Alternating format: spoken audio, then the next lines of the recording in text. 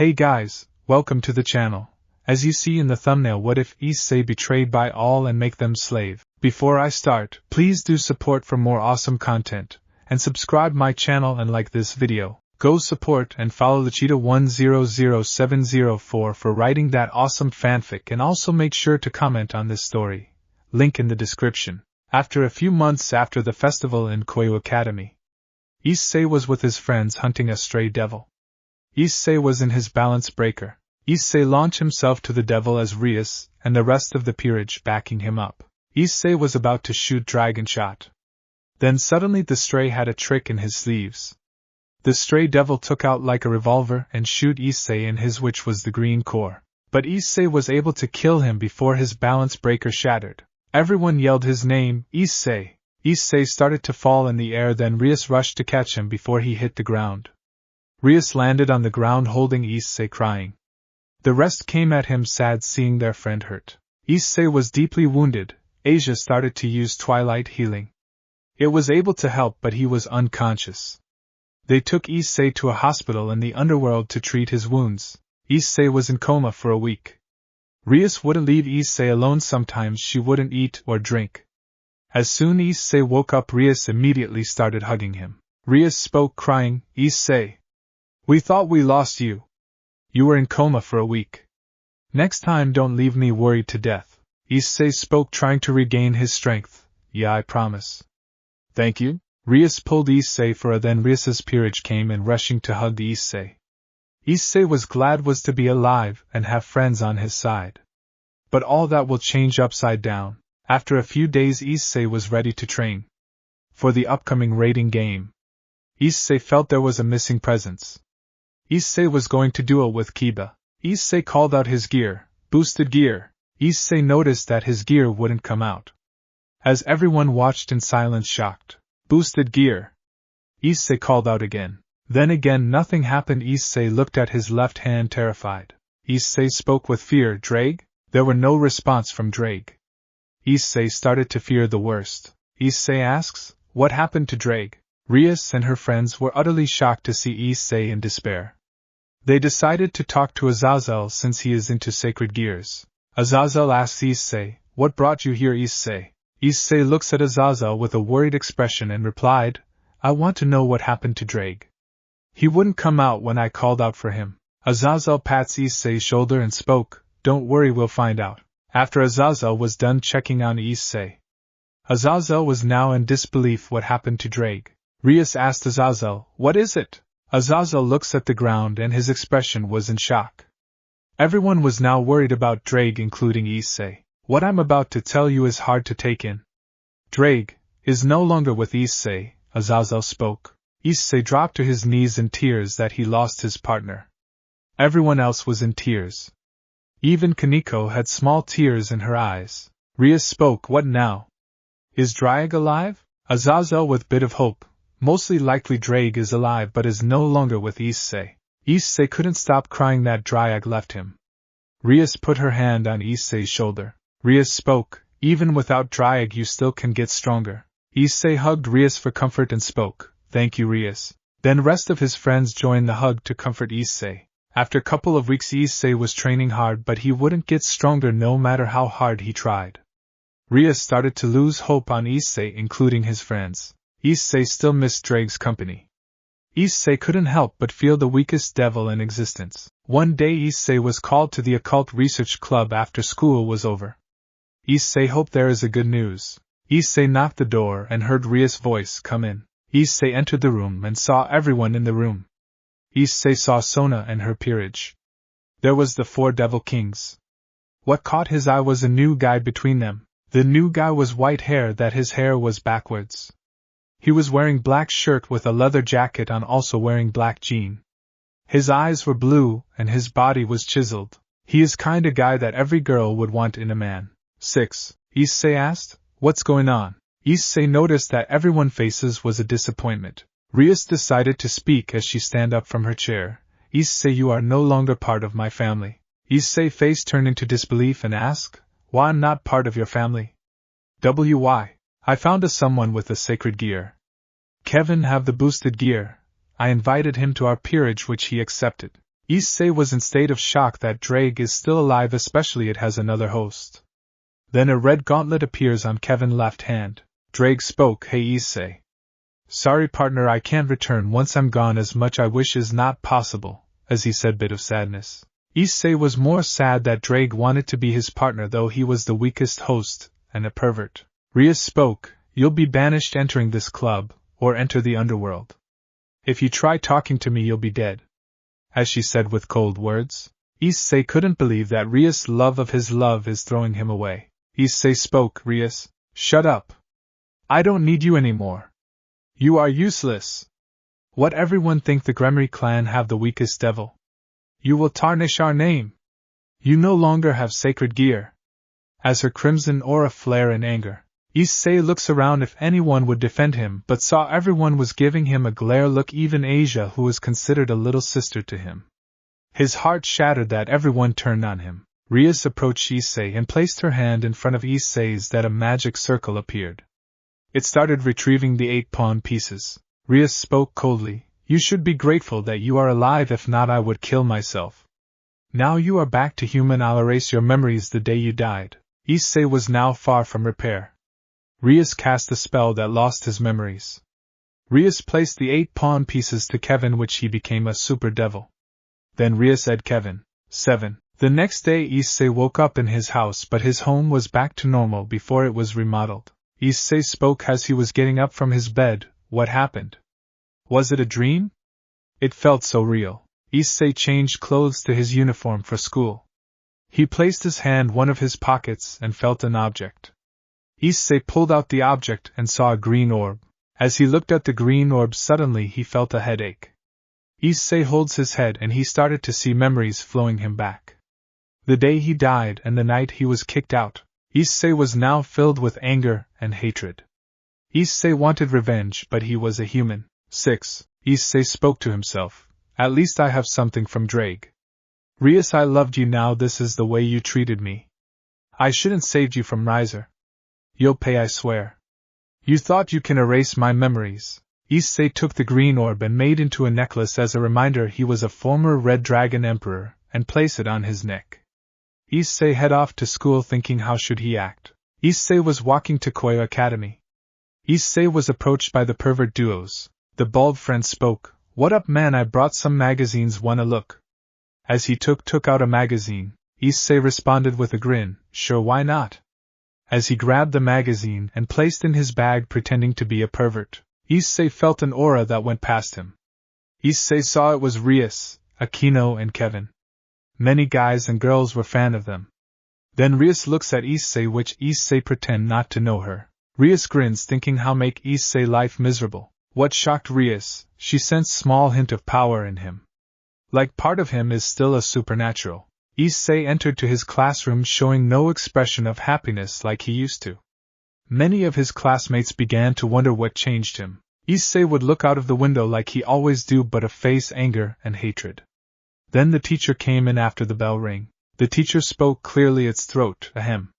Today we have a transfer student. Please come in." As the teacher looked at the door, Issei looks and saw it was Kevin, the new Dragon Emperor. Issei tried to maintain his face straight. Kevin spoke, "Hey, I'm Kevin. Hope you take care of me." Then he bowed his head. Many guys were jealous that Kevin is a pretty boy, as the girls squeal in happiness that Kevin is in their class. Then a minute later Issei saw Issei, Ireina, and Zenobia entered the classroom. They pretended not to know Issei. Kevin sat in front of Issei, then Kevin turns around to Issei and spoke, "Hey there, my name is Kevin. What's yours?" As he stretched his hand to Issei, Issei wanted to ignore but decided to play along and he spoke, "My name is Issei, nice meeting you." As he shook Kevin's hand, Kevin spoke, "So I heard things about you." Issei sighed and spoke, wanting to be left alone, Yeah, everyone knows that I'm a pervert." "What are you into it?" Kevin shook his head sideways, responded, "No man, I'm not into that stuff." Kevin spoke to Drake, "Hey Dryad, don't you mind I kill Issei?" 9. Drake immediately speaks, "No, don't kill him. Though he was my former host. We had best time together as best friends. I plead you to leave him alone." Kevin turns around to his desk and the class continued. When lunch came, Issei was eating alone looking at his phone. He noticed he doesn't have any of his former friends' numbers. Issei spoke grinning, I see how it is.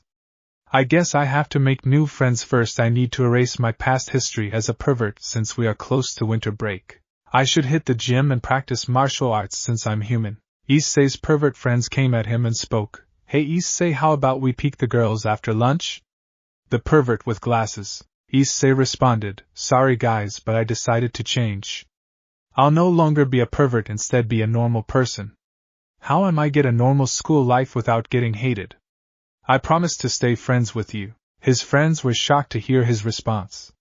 They knew that something was off, but they didn't question it. When their school break came, Issei and his friends were chatting in the hallway about what they're going to do in winter break. Then Rias walked by. Issei pretended to be focused on his friends. Rias was shocked to see Issei didn't notice her. Rias started up a plan to see if Issei does notice her. After school, Issei was bit asleep on his desk. Then he woken up by Kiba. Issei spoke, rubbing his eyes, Can I help you? Kiba responded, Come with me right now. Issei gets up and followed Kiba to Occult Research Club. Issei knew it hasn't changed. Kiba knocked the door, which heard Rias' voice, Come in. Then Kiba entered speaking, I brought him as you asked. As Issei walked behind him, Rias spoke to Issei, Please sit down. Issei sat down on a couch, pretended to awed by the club. Issei spoke, This place gives me goosebumps. Mind telling why I'm here? Rias responded, Well, I brought you for redemption. Though you don't remember it. Issei asked, Redemption? What that means? Who are you, by the way? Rias grins and responded, Would like to join our club? Issei stood there a moment and responded, No thank you, I have plans after school. Issei noticed that Rias was a bit frustrated and spoke, Let me remind a bit. Rias raised her hand and cast a spell on Issei to remember a small piece. Issei already have the memories. Issei spoke, What was that? Rias asked, Do you remember now? Hoping to hear Issei he does. Issei asked, Remember what?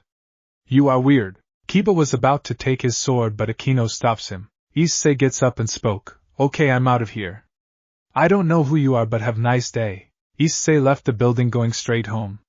Rias was now mad that Issei doesn't remember her. 6. Rias spoke to Kaneko, Hey, follow Issei and report me after. Kaneko nodded and left to spy on Issei. As Issei walked back, he noticed the item on the sidewalk. Issei decided to approach it and saw a broken gauntlet. It was covered in rust. Issei spoke, Was it mine? Issei picked up the broken gauntlet. Then looked his necklace. Issei grinned that he have something to work on. Issei put the gauntlet in his bag and ran back home. Kaneko saw Issei with a broken gauntlet, but Kaneko doesn't know if Issei knows what the gauntlet is used for. Issei went to his room and began to take out the gauntlet. Issei began to examine it. Issei placed in his hand which it perfectly, but it had pieces missing. Kaneko watched Issei playing with the gauntlet. Kaneko called Rias. Kaneko spoke, I got information about Issei. Rias spoke, Tell me. Well, I saw Issei pick up a gauntlet. He doesn't know what is it. Now he playing with it. The gauntlet is broken, also is rusted. Rias started laughing and spoke, Let him be the hero, plus he's human after all. Kaneko spoke, Right, returning back to base. Issei knew that in the garage there are scraps of metals. Issei went to the garage with the gauntlet, began to look for scraps of metals. Issei found metals and began to examine if they are good conditions to use. 5. After the metals are good conditions, Issei started to do research about welding. Luckily, the major parts of gauntlet are good conditions. The next day, Issei was borrowing a book from the library about welding. Issei was so focused on welding he lost time to eat or pay attention in class. Kevin saw it suspicious because Issei never took like about welding. Kevin decided to contact Rias about Issei. Rias spoke to Kevin, Really, Kevin? Issei can never make a sacred gear. Plus it need a artificial dragon soul. You know, for Azazel it took years to create a sacred gear. Kevin couldn't help but cautious of Issei's attitude. When the weekend came, Issei stayed home, started working on the broken gauntlet. From the dawn to midnight he worked on the gauntlet. For 2 days he was able to fix the gauntlet, but took a lot energy to fix it. Issei was very tired and sleepy. Issei decided to try something. Issei placed the gauntlet in his hand and took out his necklace and took the green orb. Issei carefully placed the orb into the gauntlet. Out of nowhere a red flash appeared on gauntlet, blinding Issei for a moment. Issei looks at gauntlet was now red like before when he had Drag. Issei couldn't help but let out a sinister laughter. Issei spoke, haha. Finally! I was able to create a sacred gear. Just you wait, Rias. Issei decided to test its powers. Though he was tired, he went to the woods. After 30 minutes reaching the woods, Issei raises his hand, which the gears speak in command. Boost, Issei spoke, is like a replica of boosted gear. How about balance breaker? Then Issei was covered by red aura which transformed its balance breaker. It spoke, balance breaker. Issei was awed. He was like Dryag armor. Issei noticed he was a replica of the Red Dragon Emperor. Issei transformed back to his human form. Issei decided to go back home while he made his gear disappear in his hand. Issei fell asleep in his bed smiling. Occult Research Club. Kevin was surrounded by the girls that were in the club. Kevin spoke smiling, one at a time. Girls. Rias was the first one to get Kevin, then it came Aquino, followed by Asia, Kaneko, Zenobia, and Ireina. 6. As they were having their fun time. As Kevin the harem king, he was experiencing the best moments of his life. Kevin decided to ask Rias. Rias got a question. What if Issei actually remembered everything that he pretended to know nothing? Rias looks at Kevin with a frown face and she responded, Issei can't remember anything, but I can't help to admit he is different. Then suddenly the entire club room felt a surge of power that felt similar to Dryag. Kevin decided to ask Dryag, hey Dryag, did you felt that? Drake responded with a concerned voice, yes partner, I felt it. It was like an exact copy of me. Do you know who? Kevin asked. Drake stood silent for a moment and replied, no. I don't know partner.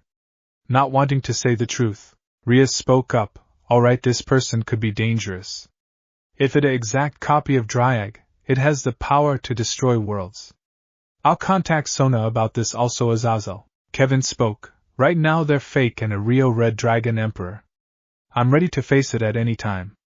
As he looked with determination, now every angel, devil and fallen angel, powerful or weak, knows the new Red Dragon Emperor, which was Kevin. Others were upset that Issei was no longer the Red Dragon Emperor. This will trouble the three factions about the new and former Red Dragon Emperor. The next morning Issei woke up. He dressed up in his school uniform. Issei went downstairs to eat breakfast with his parents. Issei knows that his parents lost their memories about the supernatural. As they were having their breakfast, Issei decided to have a talk with his parents. Issei spoke, Mom, Dad? I have something to say. Issei father spoke, is it about women? Issei's expression turned into a serious one, which his parents was shocked to see. Issei spoke, what would you do if you had friends that you relied on, then they left you on your worst moment? Issei's parents were confused about his question. They knew he had two pervert friends. Issei's father decided to respond, if I was in your position probably I'd blow up some type. I wouldn't do that in real life. Issei's shadow covers his face then grins. Now he has something to do after his father said. Issei is now thinking to blow up the Q Academy as part of revenge on Rias and the rest who left him. Issei spoke, sorry for the awkward question. I just wanted to know. I'll be leaving to school. Issei went to pick up his bag and left to school. As Issei was on the front gates of school, Issei in his mind started to plan how to blow up the school. Issei was looking for key points where is most destructive, and where it can be hidden. During school Issei took out a notebook and began to write on it. Issei couldn't help but let out a chuckle. After school Issei returned back home and began to work on his plan. Issei started to make CS. After making them he went to the academy, and started placing the bombs in key points. He placed at every schoolroom, gym, cafeteria and other clubhouses. 6. Issei spoke, Rias, this is a little payback for leaving me. Don't worry, there will be more. Issei left the school and went back home excited to start his plan tomorrow. Rias and her peerage were at Kevin's house. Kevin's was having fun until he was interrupted by Lucifer, who came from a magic circle. Lucifer spoke to the new Red Dragon Emperor. Sorry for interrupting, but we have situation. Kevin asked, what is it? Now everyone was paying attention to Lucifer, anxious to hear. Many devils in the underworld are not accepting that Issei is no longer the Red Dragon Emperor. which if this continues there could be a civil war. Is also happening with the other two factions. There are angels are willing to fight against Gabriel. Also fallen angels are willing to fight Azazel. Rias spoke, so there is a possibility there are 3 civil wars at the same time. What about the dragon faction? Lucifer responded with a sigh. They haven't accepted that Kevin is the Red Dragon Emperor as long Issei lives. Kevin asked, are you suggesting we should kill Issei? Lucifer nodded at Kevin and spoke, yeah, it's going to be hard for Dryag to accept to kill his former host. Dryag spoke as he came into a gauntlet. Kevin think twice about killing Issei. Even I accepted it. The dragon faction will be furious to hear the new Red Dragon Emperor kills the former Red Dragon Emperor. You'll be hated for eternity. Kevin spoke, is like our hands are tied but it doesn't mean I have to kill him. We'll have someone to do the dirty work. Rias spoke, let's talk more details tomorrow after school in the club room. Lucifer spoke, right, let's hope it ends quickly before it's too late. The next day Issei went to school thinking when to blow it up. As Issei walked to his classroom, Issei heard Zenobia speaking, at 8 we'll talk about killing Issei in the club room. As she spoke to Sona, Issei pretended not hear it but he needed to prepare himself to protect his life. During school many devils were having a grin looked on their faces. Issei spoke to himself, we'll see about that. I'll give the first punch. After school Issei left back home to prepare to blow the school up. Issei hid himself from a building waiting for the meeting to start. Sona and her peerage went to the club room to discuss how to assassinate Issei.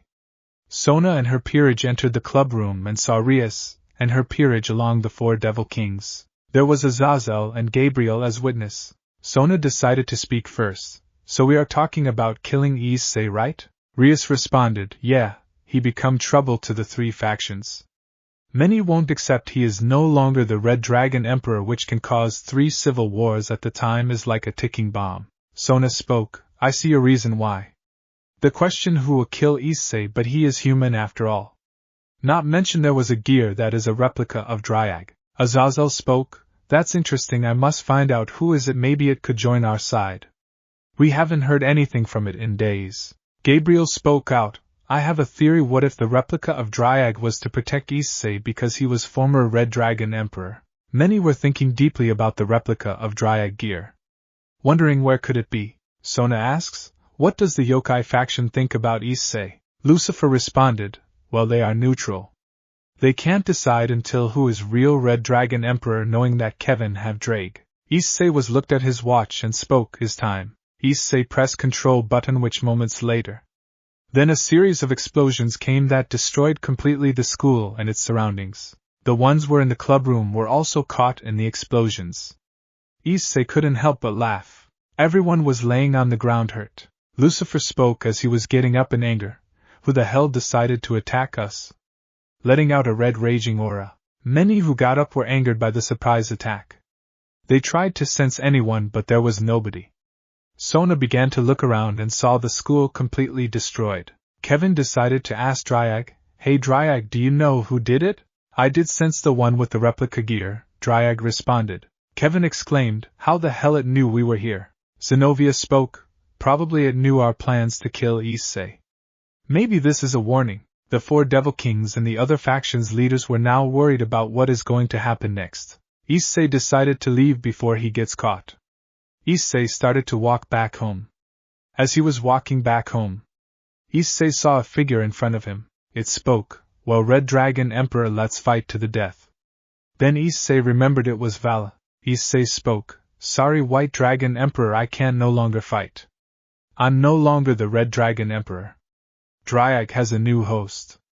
I'm no longer a devil anymore. Vale felt disappointed that Issei wouldn't be able to fight him as promised. Issei grins and spoke, the good news, I know the new Red Dragon Emperor. His name is Kevin, a pawn of Rias Gemera. I don't care what happens to them. Don't tell them that I told you. Vali spoke, thanks for the information. I'll plan when to meet him. I won't tell anybody about this. Later, 8. Then Vali spread his wings and left. Issei spoke to himself, Kevin, you'll have an enemy that want to kill you. Enjoy your suffering life. Issei returned back home with an evil smile.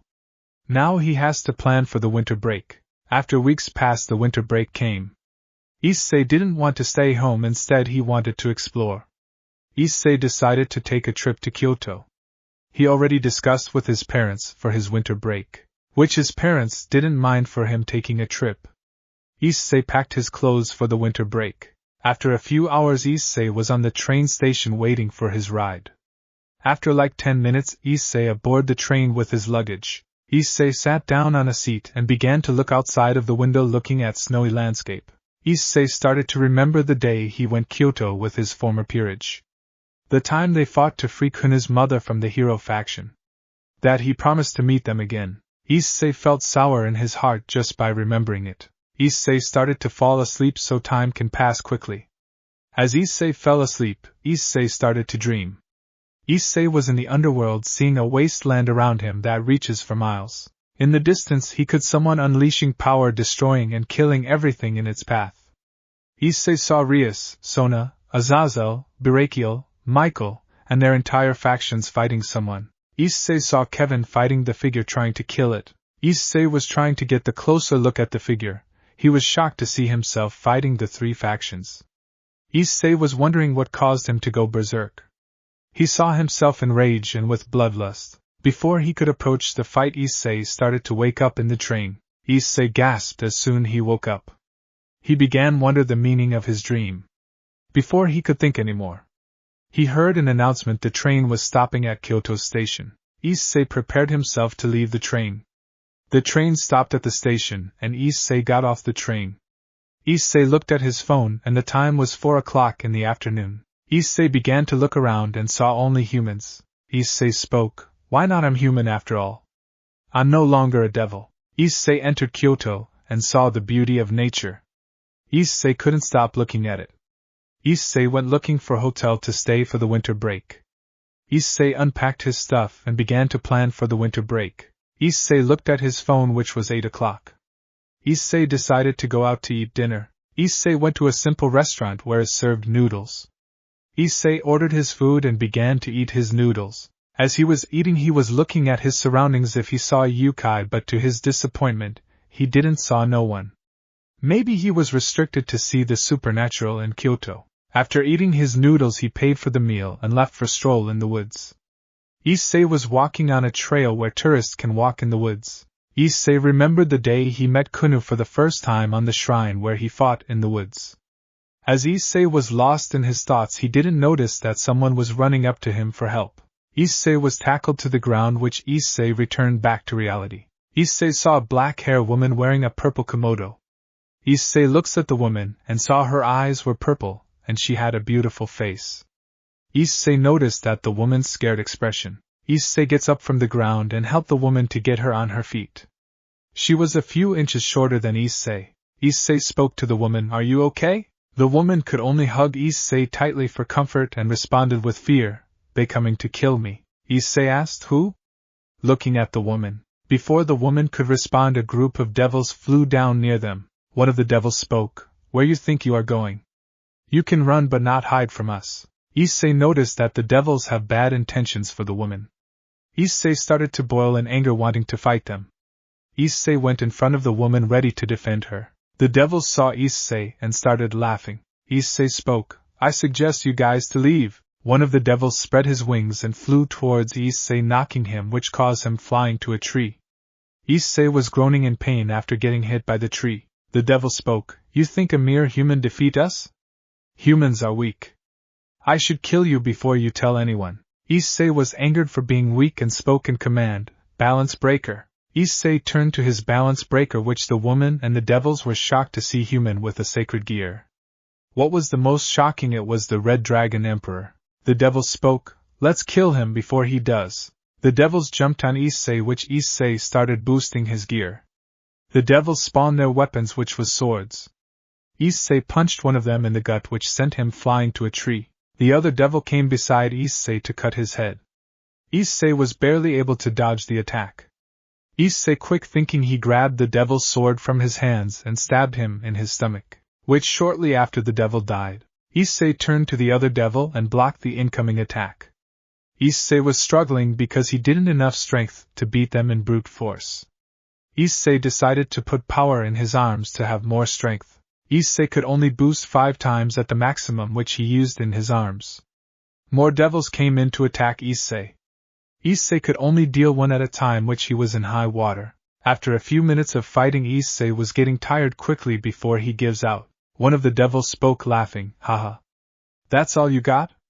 I expected to be more entertaining." In desperation, Issei stabbed the ground with all his strength, making a large shockwave that sent the devils flying to the trees, instantly knocking them out. Issei approached the devils and stabbed them one by one after killing them. Issei turns around to see the woman with foxtails.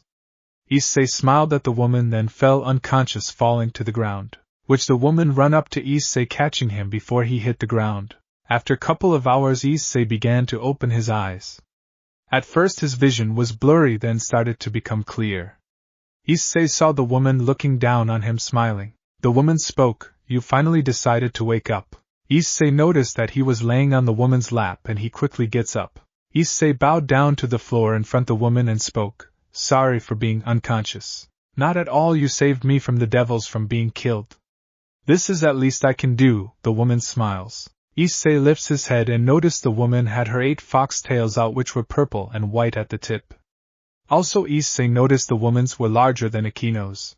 Also he noticed the woman had perfect body figure that every man wished for. Her hair was dark purple, that her hair reached to her back. 5. Finally, what Issei took by surprise by the woman, it was her komodo, that her was half revealing. Issei tried his best not to show any expression of embarrassment. The woman noticed Issei's reaction, which she grinned. "So you were checking me out?" The woman spoke with a teasing tone. Issei immediately looked away and responded, "Sorry, can't help it. Forgive me." Not wanting to be hit by the woman, the woman spoke while blushing, "Oh? Well, it's my first time doing something daring in front of the guy. I wondered kind of reaction you'll have." "What's your name, Red Dragon Emperor?" Issei frowned a bit and responded, "My name is Issei Hayato." The woman spoke, "My name is Mia Young." Issei noticed that he was in his hotel room but didn't question Mia about, since she is part of supernatural. Issei sighs and spoke, "About my title of the Red Dragon Emperor. There is something you need to know." Mia looks at Issei, paying close attention, ready to hear what he has to say. Issei looks at Mia and spoke, "This is going to be a long story, so pay close attention." "Alright, I'm listening," Mia spoke, feeling anxious to hear. "I'll start from the beginning before I became the Red Dragon Emperor. Almost a year ago I would peek the girls undressing with my 2 friends. We usually get beat up the kendo girls. There was a particular girl that caught my attention. She red crimson hair that reaches to her back and had blue ocean eyes," as Issei spoke with a bit of frustration. "One day I was walking back home on a bridge looking at the view of the city. A black-haired girl came to me to ask me out, which my heart felt full of joy of having my very first girlfriend. The day after she and I went out shopping that I bought her a bracelet. At the end we went to an empty park. She runs in front of the water fountain and turns around. She asks me if there's something I can do for her. I asked her what would it be. She tells me if I could die for her, which got me confused because I thought I heard it wrong. Then she tells me again. It shocked me. Why should I die for her? Then she transforms into like an angel with wings of black feathers. I was speechless. Then she proceeded to tell me I was a threat to them. I tried to run away, but I was struck by a light spear. As I was dying, she tells me to blame God for giving me the sacred gear. She disappears in front of me. I wonder why this had to happen to me. I was willing to change myself to become a proper boyfriend. Then it came of thought of red crimson hair girl. How beautiful she was before I was out. I saw the girl telling me that I won't die. As Issei began to feel sadness in his heart as he spoke. Mia was heartbroken to hear Issei's tragic past. She wanted to comfort him but waited to hear the full story. Issei continued speaking. Morning came. I was shocked that I was in my home, thinking it was dream. I noticed the red crimson hair girl was sleeping with me. She tells me it was real, that what happened. Later she tells me that I was reincarnated as a devil. I had to accept the reality that angels, devils, fallen angels exists. One day I was attacked by a fallen angel which caused to wake up my sacred gear, which it was a boosted gear. After a few days I was known as the Red Dragon Emperor. The thing is, I was the weakest host, not to mention I was pervert. Later they avenged of my death. Mia decided to ask with confusion, But what has to do with your title? Issei looks at Mia with sadness in his eyes, not wanting to cry. Issei responded, I served the crimson hair girl with loyalty. I put my life on the line for her in order to protect her. She cried for me, which I had the will to fight on. After several months I helped my team members to get over of their past. I saved my master from her marriage and defended the underworld from war. I thought they loved me no matter I am. One night we were out dealing with a stray devil. The devil trick up to its sleeve, which took out a revolver and shot my. I killed the devil, but it came with a heavy cost.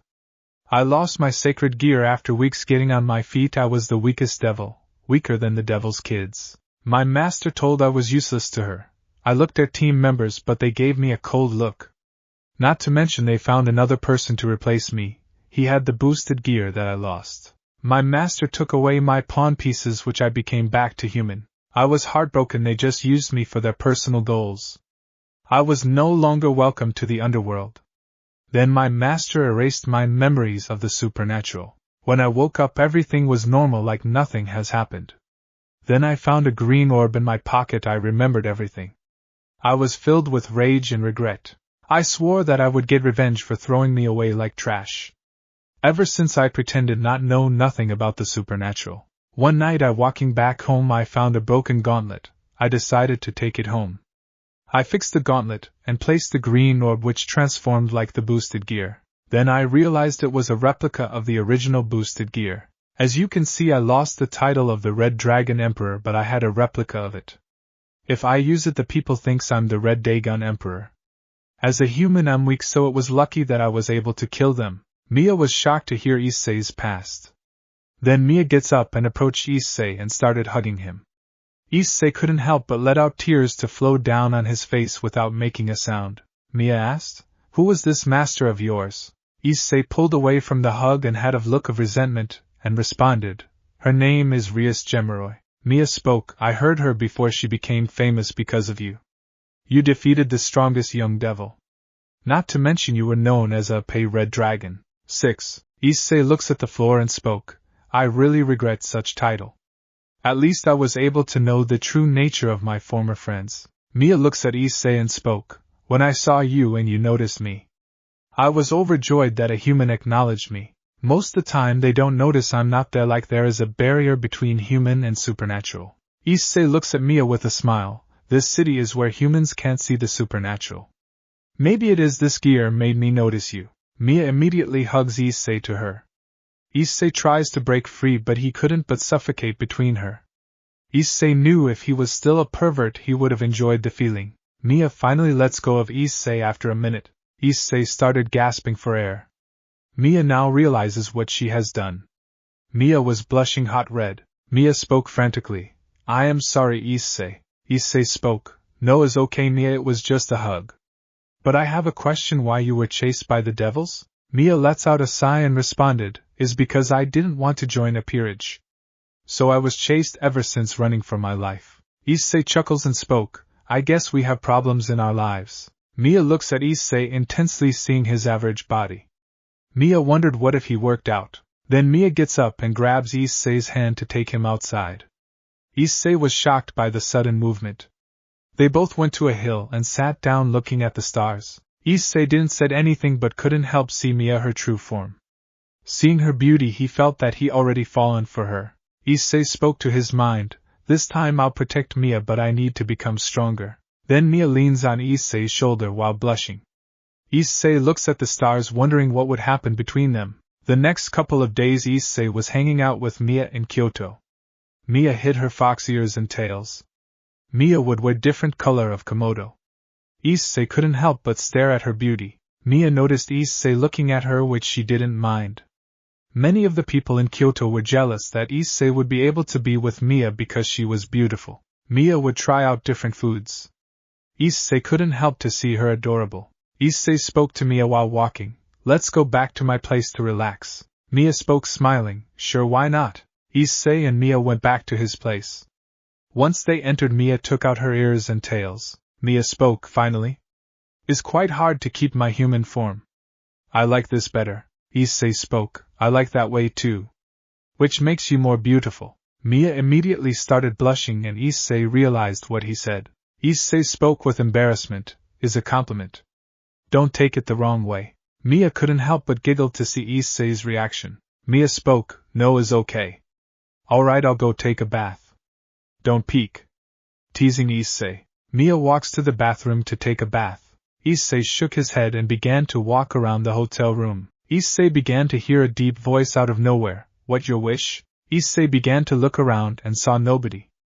Issei sighed thinking it was his imagination. The voice again, what your wish? Issei now clearly heard the voice and spoke. I wish to become stronger to protect who I care about, though I was thrown away as a piece of shit. The voice spoke, you were chosen as Red Dragon Emperor. You protected the underworld world. Despite that, the people you called friends enjoyed seeing you fall while trying. You'll avenge the ones who wronged you even though the whole world is against you. Issei heard a sound behind him, which he turns around and saw a spiral ball was forming. Issei approached it and saw the spiral ball began to bigger than a strays of light beam out. Issei was shocked to see something was happening. Then immediately spiral ball entered Issei's body.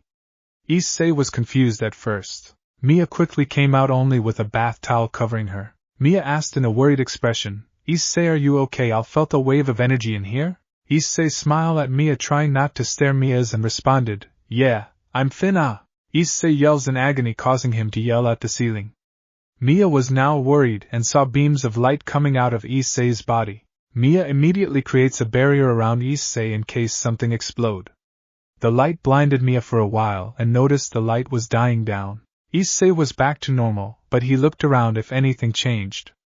Mia was glad that Issei wasn't hurt. Issei was confused what happened, then he felt power in his body flowing.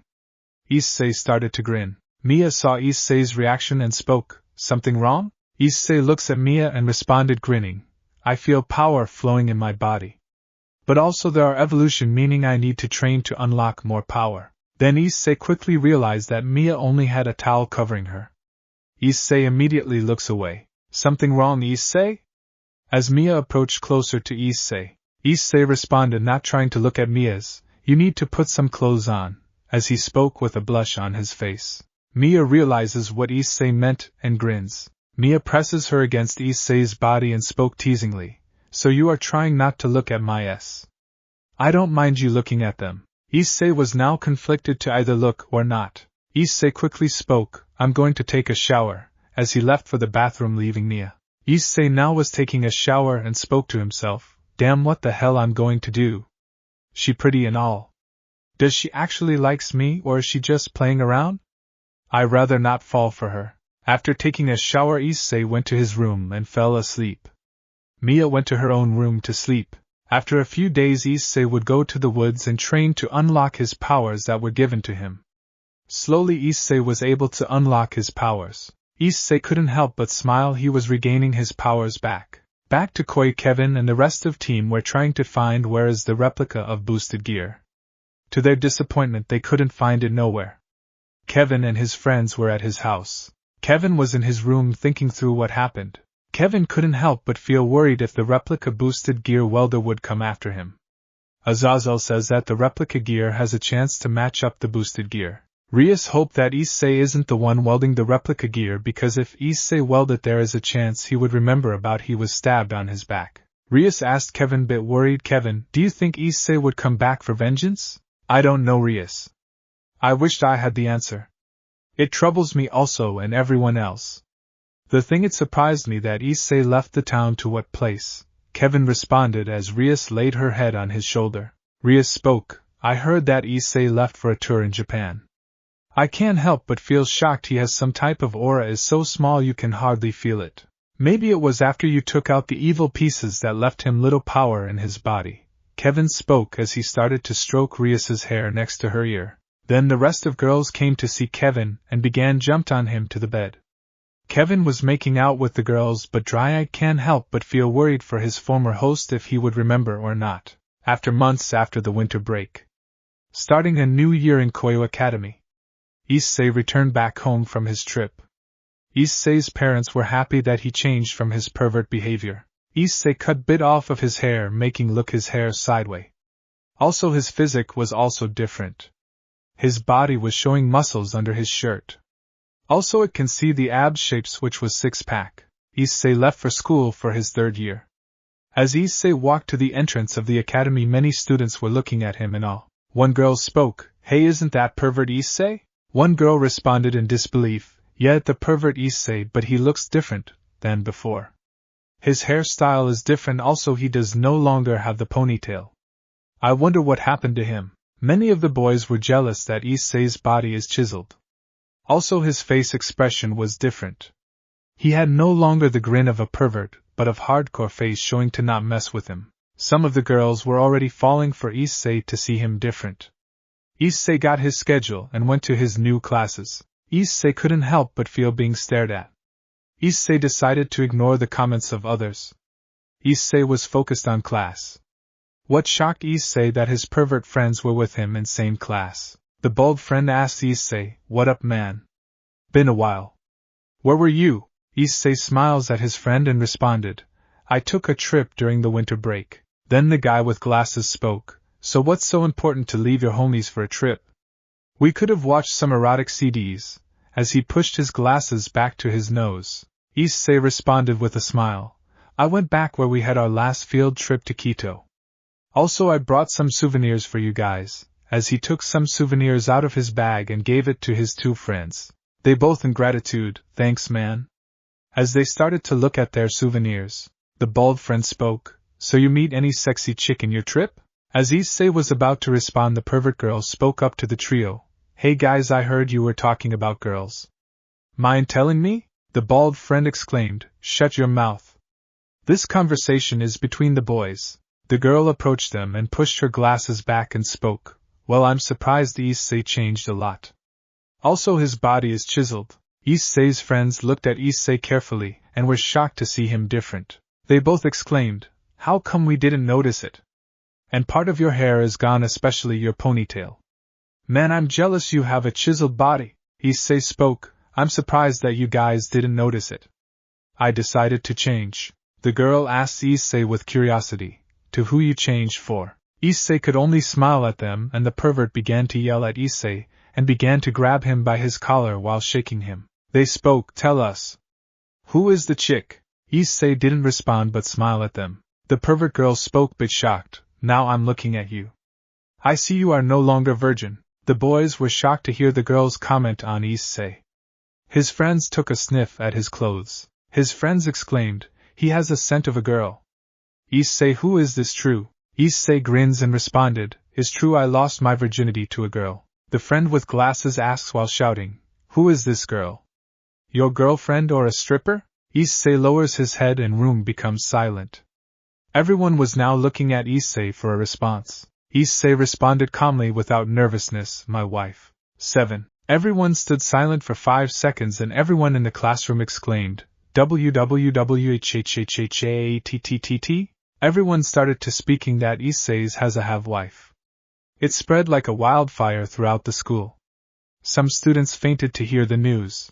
The bald friend asked Issei, "How old is your wife?" Issei responded with a smile, "She's 21. Everyone was in shock that Issei married a woman that is older than him. Issei spoke while grinning at his friends, "Also she's good at bed." Issei pervert friends were now full of jealousy that Issei has a girl for him at bed. His two friends dropped down to their knees and started bowing to Issei like his was a monk. They spoke while tears flowing out of their eyes, "Please master, show us the way." 5. Issei spoke, "First of all, you must no longer be a pervert in order to get a girl easier." During the rest of the day it was wild.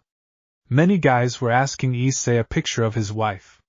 Issei wouldn't show them in fear if any supernatural know her. When the news reached to Rias, it was a bit chaotic. Rias was in her ORC room doing some paperwork with her peerage during lunch. Then Sona and her peerage came running the ORC room. They knocked quickly if it was urgent. Rias spoke, "Come in." Wondering who would it be during lunch, Sona and her peerage came in and Sona spoke, "Sorry for intruding. I got news." As they closed the doors behind them, "Is it about the new Red Dragon Emperor?" Rias asked as Kevin looked at them with hope for good news. Sona shook her head and responded, "No, not about that. It's about Issei." The entire club was now scared that if Issei remembered, hoping is not happening. Sona spoke, "Issei is different if you look at him. He is muscular, and not to mention he has a wife. Everyone stood silent, even Kevin was shocked. Rias had her eyes wide open like she saw a ghost. Ireina was also shocked that her former childhood friend has a wife. Ireina is trying to keep her heart pure, but her wings would flicker white and black. 6. Rias asked Sona, "Do we know anything about Issei's wife?" Trying to remain calm while drinking her tea, Sona responded, "The only information I got that Issei's wife doesn't go to our school, also she is 21. Rias immediately spit out the tea out of her mouth. Everyone was now looking at Rias. Rias took a napkin and wiped off her mouth and spoke, "No way. Issei married someone older than him?" Sona closes her eyes and spoke, "So seems like it. I mean there are guys who marry older women." Rias spoke, "I'll send Kenneo to check on Issei's wife to see what kind of girl is she." 7. Sona spoke, "Seems like a plan." At the end of the day, Issei was walking back home not knowing he was being followed. Issei went back to his parents' house. Kenneo uses her ears to hear the conversation. Issei spoke as he entered the house, "I'm back." Then Mia came out with only an apron covering her body, also showing her ears and tails. Mia spoke, "Welcome back, honey. You want dinner or me?" With a teasing tone. Issei grins and responded, "I'll have dinner first, then tonight I want you." Lemon. Removed. The next day Issei forgot what was going to happen that day. It was the day where parents or relatives goes to the academy to see the students' classes, which means Mia would go to see Issei in school. Issei woke up and saw his face in Mia's.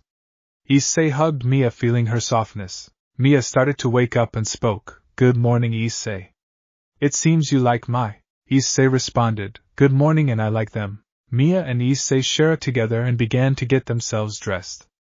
Issei noticed that Mia was getting ready to go out. Issei asked, "Where are you going, Mia?" Mia responded with a smile, "With you. Today where relatives of the student come to see their school." Issei smacked his face with frustration and spoke, "I totally forgot about it. The thing it bothers me is that Rias and Sona would question you." Mia hugged Issei and spoke, "Don't worry, I'll make up a story that you don't know since you're human. I see, let's get going." As they started walking to the academy holding hands, after a couple of minutes they reached to the school entrance. Many of students and parents were shocked to see Issei with a woman. Many of the guys couldn't believe how beautiful is Issei's wife. It surpasses Rias and Kenneo. Issei noticed the people reaction. He couldn't help but put his arm around Mia's waist, drawing her closer to him. Rias and Sona with their queens were watching from afar. Sona spoke, "That Issei's wife from the picture.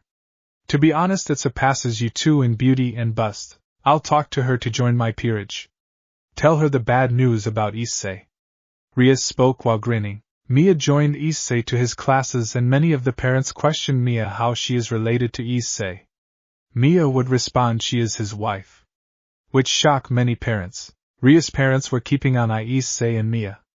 Mia noticed she was being watched by the devils, fallen angels and angels. Mia didn't mind unless they dared to interfere her and Issei. Issei would treat Mia like she was human. When lunch came, Mia would sit on Issei's lap and feed him. Issei couldn't help but feel embarrassed and pride. Many guys were jealous of him. Kenneo was watching in the distance to see if Issei knows about the supernatural. Suddenly she felt chills on her spine because she is watching them. After school, Issei and Mia were getting ready to leave school. Mia wouldn't leave Issei alone, she would always try to pull her from him. Issei did gave her small pecks when nobody was watching. They started to leave the school grounds, but they were approached by Rias and her peerage, including their parents. Rias spoke, "I see this is your wife, Issei." "Yes, she is. This is Mia, my wife," Issei spoke. Rias grins and asks, "Don't you mind talking to her?" "Oh, go ahead, I'll be waiting." Issei spoke and went to the front entrance. Rias took Mia to the ORC room as her peerage followed her. They were settled and Mia raised an eyebrow looking at Rias. Rias sat on her chair looking at Mia with a grin on her face. Mia asks as she was looking around, "Is there something you want to tell me?" Rias places her hands under her chin and responded, "I guess you know who we are." "Devils," Mia spoke as her eyes were twitching. Rias asks with a smirk, "We know you are Yokai Fox and you are powerful." "How you met Issei?" Mia responded calmly, "I met him in Kyoto. He was there for his winter break. We hit it off." "I see, if you didn't know. I'm Rias Gremory from Gremory clan." As Rias spoke with pride, Kevin was watching but couldn't help but drool a bit over Mia. Then suddenly felt shivers on his spine to back off. Kevin spoke in his mind, Drake, you felt that? Sure did, partner. When yokai fox has a mate, no matter what species, if their mate knows, they get a bloody pulp. Dryag spoke. Mia spoke to Rias. I heard many things of you. I heard about the Red Dragon Emperor being in your peerage. That he was known as a pay dragon. I was shocked there is a new Red Dragon Emperor in your peerage. Rias spoke with a smirk. You're right, Mia. You know who was it? Your husband Issei was in my peerage. He was the one stopped the Great War from happening again. Mia pretended to be shocked to hear the news and spoke. Well, why he didn't tell about his past? Rias responded. I erased his memories so he won't get hurt. I have a proposal for you. Mia asked as she raised the eyebrow. What is it? Would like to join my peerage? As Rias asked with a grin. A shadow cast over Mia's expression and responded coldly, no. Then her tails and ears came out. Everyone was now with a fighting stance. Mia spoke. Why should I? I have husband to care of. What the point of joining? Rias get up and responded. Listen, Mia, I'm not asking, I'm telling you. Do you want your husband face danger? Mia's arrow started to flare and spoke in anger. Are you threatening my husband? Because if you lay a hand on him, I'll kill you. Alright, I was just testing you. You think I'm going to do something like that? Rias spoke, hoping to calm down the situation. Rias' father and brother spoke to Mia. That right, she was just testing you. Mia calmed down a bit but kept her guard up. Mia spoke. I have to go now to see my husband. But if anybody interferes with Issei and I'll come back for you. Then Mia leaves to meet up with Issei. Issei asks Mia, tell me? They told me about you and they asked me to join but I declined. Mia responded. Issei was glad that Mia didn't join Rias' peerage. If she did, their life would be hell. Issei and Mia went back home. As for Rias, was frustrated by the way it turned out. In the morning, Issei was in bed with Mia. His face was between in hers. Issei started to wake up and noticed where his face was. Issei would only grin and buries his face into Mia's. Mia woke up by the sudden movement, and saw Issei acting like a baby. Mia started to giggle. Mia spoke. I see you like my Issei, such a pervert. I can't help it, they are so soft, I wish to be enveloped by these. Issei spoke between her. Mia hugged Issei's head to her and giggled. Issei would simply smile and began to snuggle to her. Mia spoke. You need to get up for school, hun. Issei reached out his hand and grabbed one of the Mia's foxtails. Mia immediately was shook and also moaned. Ah. Issei. You are going to turn me on, Mia spoke as she was trying to contain herself from jumping on Issei. Issei let go of Mia's tail and got up, which he looked at her. Issei spoke. Alright, tonight you better be ready, as he reaches to Mia's fox ear and began to scratch it gently. Mia would only blush and pulled Issei for a passionate, which Issei had back with same energy. Mia spoke as they broke the, alright, let me get your lunch ready. Mia went to the kitchen to prepare Issei's bento. Issei got himself ready to leave to school. After 10 minutes Issei's bento was ready. Mia went to Issei to the front door and gave him the bento. Mia spoke blushing, here your bento. Issei grabbed the bento and spoke smiling, thanks Mia. Then Issei pulled Mia for a before he left. Mia had Issei back and Issei broke the and started heading to school. Mia shut the door and went to do chores in the house. After a while Issei was in front of the school and many people were talking about him, that what happened yesterday. Issei was walking inside the building but noticed that Rias and her peerage were looking at him like wanting to kill him. Issei pretended not to notice and headed to class. In his class was of the classmates were questioning Issei and about his wife. Issei decided to ignore them because he didn't want to tell about his personal life. Issei sensed that he was being watched by someone. Issei couldn't help but smile at himself, since they get any information from him. Kevin was in a different class thinking what to do later in the day until he felt shivers on his spine. Kevin spoke in his mind, Dryag. You felt that? I did, partner. It is Albion with his host. He is close. It is wanting to fight you since you are the Red Dragon Emperor. Issei was the one to fight him before, Dryag responded. Kevin asks, can I beat him? Dryag would sigh and responded, most likely you won't. You are in disadvantage. You never fought or trained yourself. It would be a miracle you did. Albion host have experienced and fought Issei. You must be ready for hell that is going to happen. Kevin now worried that he'll lose. He could be in his balance breaker but never fought. Basically if he fight the White Dragon Emperor would be suicide. After class Kevin went to the ORC room to see Rias on her desk looking at paperwork. Rias noticed that Kevin came in without knocking. Rias spoke with her eyes closed. Have you ever heard about knocking? I'm sorry but it is urgent. Kevin responded quickly. Rias noticed that Kevin is in trouble. Rias is now worried for her pawn. As Kenneo was standing in the distance watching the conversation unfold. As Ireina, Kenneo, Asia, Zenobia, Rasis, Azazel and Gasper came in to see Kevin worried. Rias saw everyone came and then later spoke. What is it? Wondering what could be, Kevin responded, I felt shivers on my spine then I asked Dryag and he told it is Albion and his host calling me to duel. Feeling bit scared, Rias noticed how urgent it was. Rias knew that Kevin hasn't trained to fight yet. Rias sighed and spoke, I wish there was a way to avoid it but no other choice but face him. Kevin knew he couldn't get away and noticed that rest of his friends were feeling sorry for him. After school Kevin was outside of school waiting the White Dragon Emperor. After a few minutes Vali came walking. Vali asked, Where's Issei? The Red Dragon Emperor is scared? And who this devil? As Vali looks at Kevin, Rias' peerage was now speechless. They didn't want to tell the truth that they turned their backs on Issei. Kevin spoke, I'm the Red Dragon Emperor, which he took out his red gauntlet. Vali spoke grinning, I see you are the Red Dragon Emperor. Where's Issei? Kevin responded, he is no longer the Red Dragon Emperor. He's human but know nothing about the supernatural. Vali stood silent for a moment and spoke, Alright let's what you are made of. Kevin and Vali entered to their balance breaker. Vale knew that Kevin is weak which he smiled that he would be his punching bag. Vali launched himself towards Kevin. Kevin got himself into fighting stance but then he was punched in his stomach, which he was sent flying to a building. Rias exclaimed, Kevin! Worried for Kevin. Kevin gets up from the wreckage, and he was breathing heavily. Kevin started to boost himself. As Vali grinned that he hasn't boosted himself once. Kevin spoke in anger, You'll pay for this. Kevin charged at Vali which Vali stepped aside while placing his foot on Kevin causing him to fall. Rias and her peerage saw how much humiliation that Kevin is going through. Vali spoke, I'm disappointed. I expected to be fun.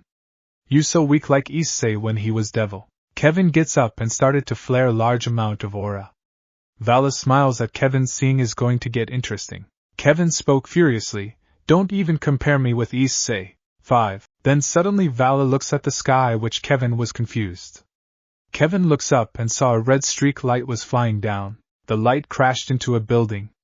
The whole building is destroyed. Then heard something coming out of the wreckage. Rias and her peerage getting ready for a fight. For their surprise they saw a replica of boosted gear and balance breaker. Azazel was shocked to see a replica of Dryag, which got him interested. Kevin spoke, Who are you? The replica spoke, I'm a replica of Dryag. They didn't know Issei was in replica gear. Rias spoke with pride, Hello? I'm Rias Gemery from Gemery clan. Explain yourself why you didn't show up all this time? As Rias demanded. Issei spoke, I see. I heard great things about you, Rias. As Rias started to smile with pride. Issei continued speaking, I heard what you did with your former pawn. Rias was now shocked and asked, What do you know? Issei sighs and responded bit hatred in his voice, You took away his life he had. He was loyal to you to the every end even after he lost Drake. You turned his back on him including his friends and the people he cared about. That's how you repay him. Rias scoffed and spoke, Devil or not Issei was always weak. I just used him for my benefits. Benefits? You and your peerage already disgraced your very own clan the day you turned on him. What your clan think when they learn that Rias the heir of Gemery clan turns her back a former pawn that was the Red Dragon Emperor? I bet there will be civil war. Rias was now shook by Issei's words. Also that the replica knows about Issei. Rias started to demand, How do you know about my former pawn? Issei responded, Well let's say I took an object from him. I made it combine with my gauntlet. I received his memories. So I decided to become his guardian so he can't get hurt. The explosions at school was me that you were trying to plot to kill Issei. Especially his wife I'll protect. How low you can get, Rias? Kevin after hearing the replica insulting Rias. He was furious, wanting to kill him. Kevin spoke in his anger. How dare you insult Rias? Now I see another version of Dryag. Let's fight for the title of Red Dragon Emperor. So be it, Issei spoke with mocking tone. Vali stood aside ready to watch the showdown. Kevin immediately charged at Issei. Issei took a step aside which elbowed Kevin on the back, then kicked him the stomach with his knee. Kevin coughed of sudden hits. Issei back off and spoke, wow, I barely started. That all you got? Kevin straightened himself and started to boost himself couple of times and charged at Issei. Kevin raised his fist to punch Issei in his face. Issei ducks his head backwards, which Kevin missed. Issei raised his head hard, that headbutt Kevin. Kevin helmet shattered. Kevin back off repairing his helmet. Everyone was shocked that the replica didn't use any boost yet. Issei spoke, now my turn. Issei quickly charged at Kevin, and Kevin got himself in defense. Issei raised his foot and kicked Kevin, that sent him flying in 30 meters. Kevin knew he couldn't win against the replica. Issei quickly launched at Kevin. Kevin was now hopeless. Issei started to punch several times at Kevin until his balance breaker couldn't handle anymore. Then finally Issei used his tail and sung at Kevin to the ground. Kevin was on the ground, bruised up and couldn't move. Issei spoke, couldn't last for 5 minutes. Weak. I won't kill you this time, but next time is death wish. With that he spread out his wings and flew into the sky. Rias and the rest went running towards Kevin, worried. Kevin could barely keep consciousness. Vali spoke, since you lost. I won't kill you, but next time get stronger. I'll be waiting. With that Vali flew away into the sky. Kevin was took to the underworld hospital. Kevin was in the hospital for a couple of days to heal. Rias was now wanting to know who is welding the replica of the Dryag. After a few days after the appearance of the replica gear, Rias was deep concentrated about finding the welder. During those few days, to her disappointment, it led to nowhere. Like it vanished in thin air. Rias was in the ORC room sitting on her chair doing paperwork. As her queen was standing behind her, Kenneo spoke, President, may I ask something? Go ahead, Kenneo, Rias responded as she was looking at the paperwork. What would happen if we didn't kick Issei out of our peerage? Kenneo asked with curiosity. Rias stopped looking at the paperwork and turned to her queen. Rias took a deep breath and glared at her queen. Rias responded with bit frustration, if we didn't kick Issei out, what would the underworld think about the Gemmery clan? They would laugh at us for having the weakest devil in history. Now we have Kevin, the new Red Dragon Emperor, on our side. He is a lot better than Issei and better looking. Kenneo spoke as she was looking at her king. True, Rias. Do you find it odd that the replica gear know us? It sounds it has a personal grudge against us? Rias was now a bit worried and responded, yeah, but when I heard him it sounded like if it was Issei himself coming back. Issei himself doesn't remember us. I wish I knew there was a way to find out. Rias walked to an open window and began to look out of the building. Rias saw Issei under a tree talking on his phone, smiling. Rias decided to hear what Issei is talking about. Issei spoke, yeah? I like it, the pics you sent me. You are damn sexy in that outfit. You know, sent them during one of my classes. You are really want me to get in trouble? Oh, I see, you are really trying to get me in trouble. You got something to show me? Are you sure? I bet. Issei pulled off his phone of his ear and pressed a button on his and placed his phone in front of him. Mia spoke, how you like it? Issei saw Mia wearing a thin purple bikini that was barely covering her. Mia was had on her arm holding her and had her hips sideways. Issei was about to drool but hold himself and responded, you are sexy, baby girl. I really want to go home now and see it myself. Then Issei took some screenshots to his favorites. Mia started to giggle as she heard the screenshots taken. Mia spoke teasingly, oh my. I'm being stalked by my own husband. I don't know what do. Issei smiled and spoke, well, what I'm going to do with my wife's pics. Should I blackmail my wife to obey me for tonight? As Rias was hearing their conversation, Kenneo spoke, Era. I see that you hearing their conversation. Are you jealous? Rias spoke emotionless, no, but I find it odd. What do you mean, Rias? Kenneo asked with curiosity. Rias responded, placing her finger to her chin. Issei still acts like a pervert to his wife. Shouldn't he be different? Well, they are husband and wife, so it is natural, Kenneo spoke. Yeah, I guess you are right, Rias spoke and went back to her desk and started to do the paperwork. Issei was finishing up talking to Mia. Then out of nowhere his two pervert friends approached him. His bald friend spoke, Is that your sexy wife talking to you? Issei immediately hung up the phone and responded, Why you ask? Waiting to hear his response. His friend with glasses spoke, Well, it looked like your wife, but the difference is wearing ears and tails. If she is single, introduce to us. If it is your wife, you wouldn't mind sharing. Issei felt anger boiling up as he shut his eyes. He wasn't going to share his wife anyone. He'd rather have a spear through him instead sharing his wife. Issei spoke with bit anger, You know well. That I would not share my wife with anyone. The bold friend asked, Didn't you said you wanted to become a harem king? As he spoke with frustration. I did, but not anymore. I'm happy how it is. If you didn't know, women can be complicated if you have more than one girl, Issei responded as he looked at his two friends. His two friends spoke in unison, You are so damn lucky, Issei. You have a wife not just like that. She has a larger bust than a Kenneo or Rias. That one in a millions, bro.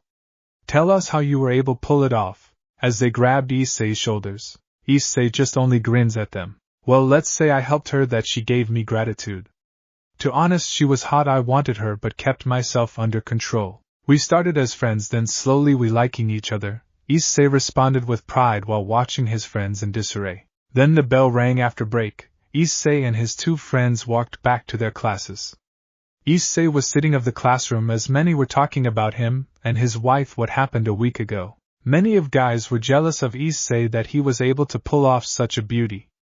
Many of girls was wanting to know his wife is but only saw her with Issei. As Issei was minding his own business, Zenobia was sitting next to Issei began to wonder how Mia would marry a human.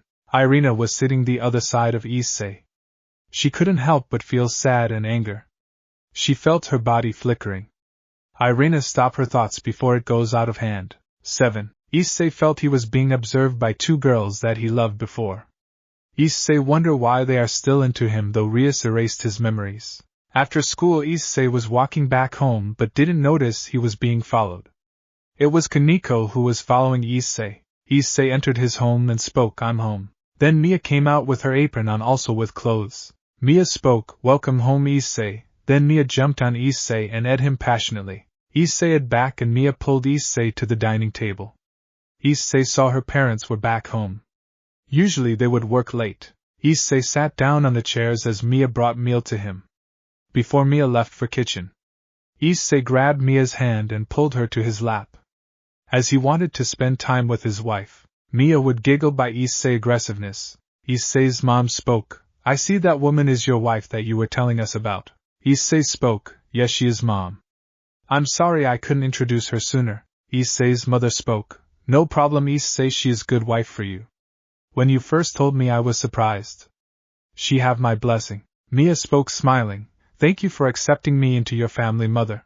As they were talking, Kenneo was watching, also hearing their conversation. Kenneo opened a magic circle call and called Rias. Rias spoke, Yes, Kenneo. I got news.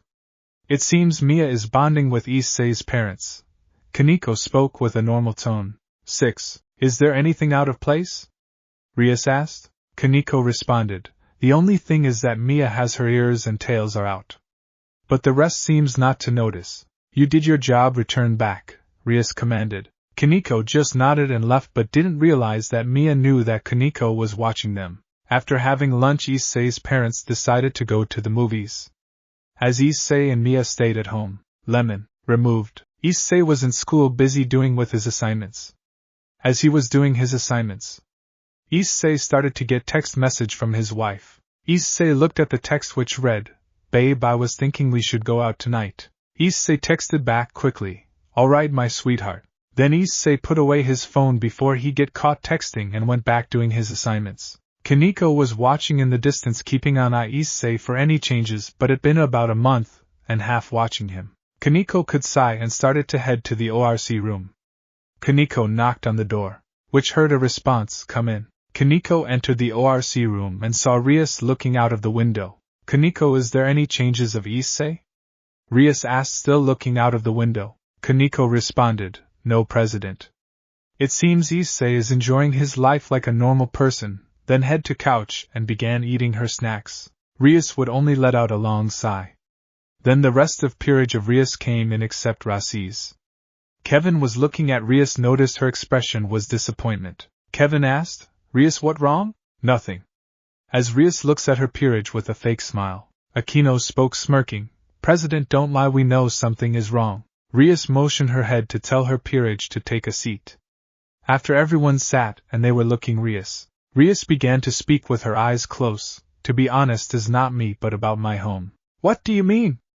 Kiba asked. There are rumors in the underworld there is a civil war rising up, but they are being aided by the Chaos Brigade.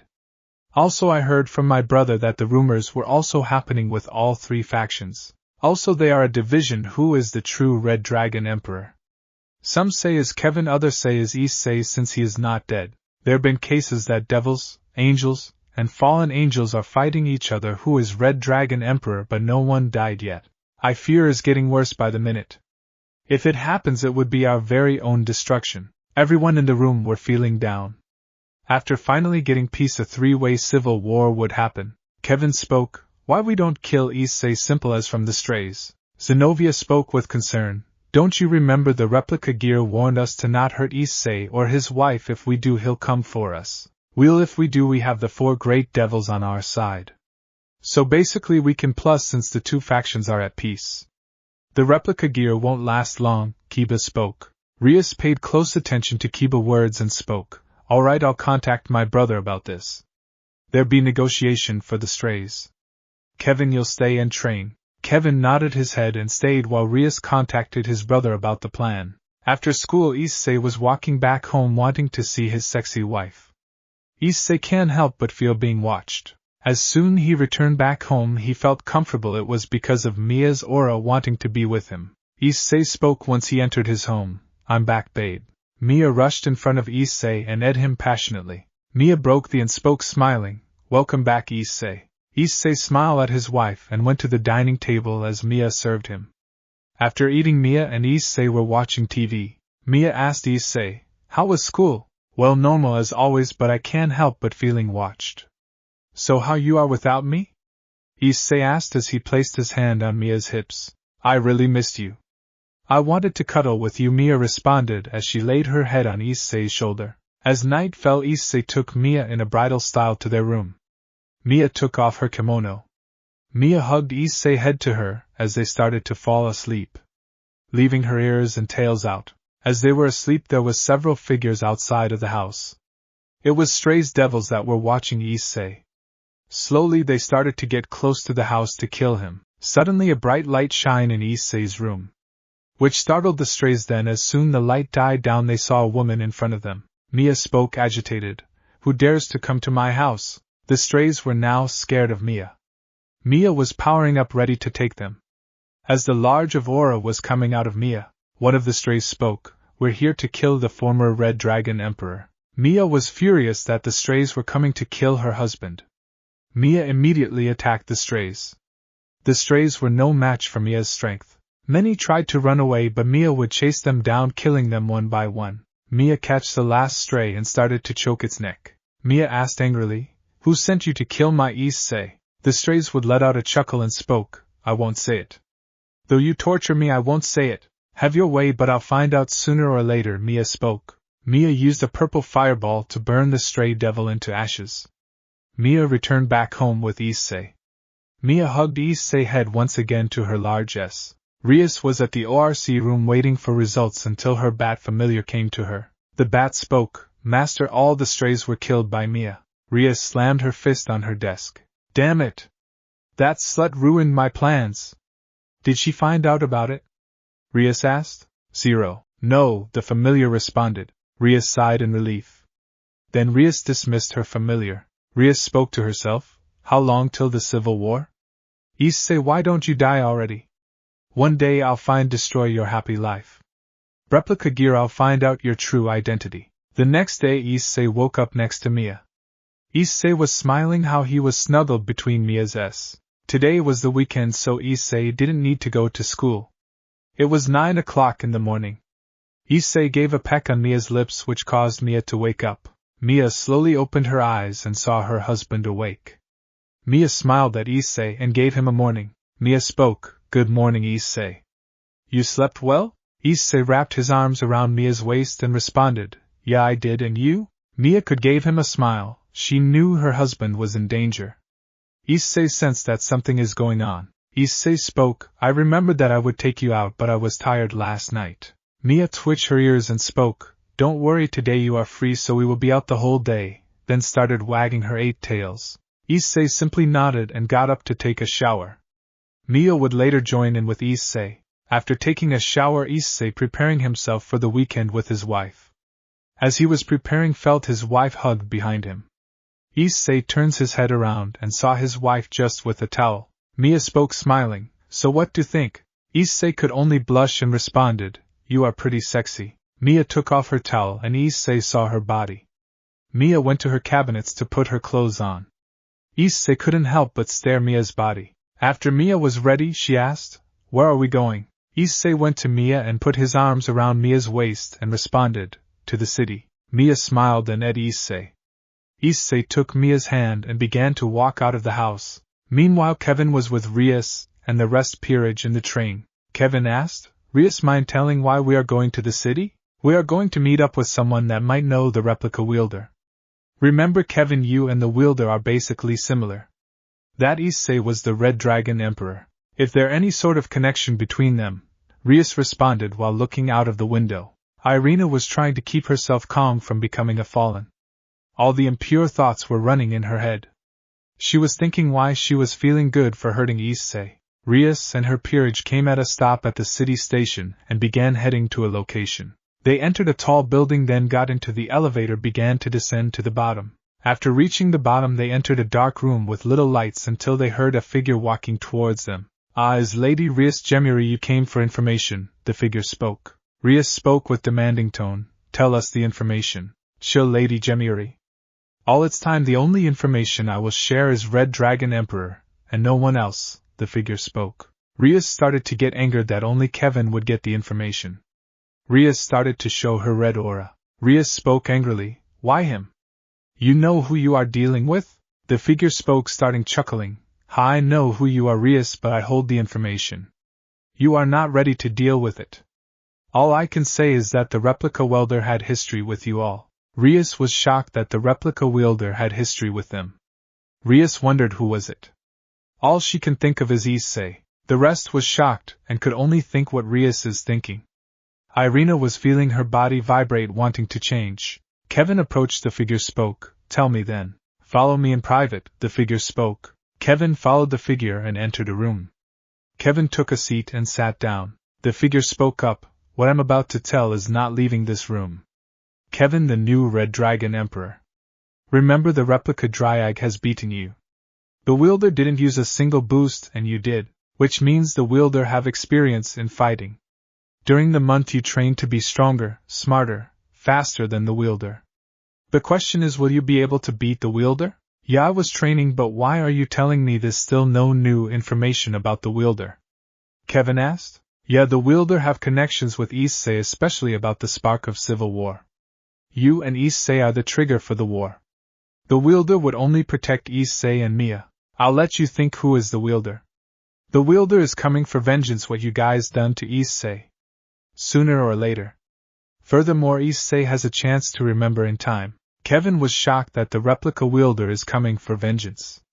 Kevin started to think how deal with this kind of information. Kevin spoke to Dryag, "What if I killed the replica wielder?" "Well, I guess you can do it," Dryag responded with regret. Dryag knew that Issei is the replica wielder. 6. Kevin walked out of the room and Rias was waiting for him. Rias questioned Kevin, "What it told you?" hoping getting a response.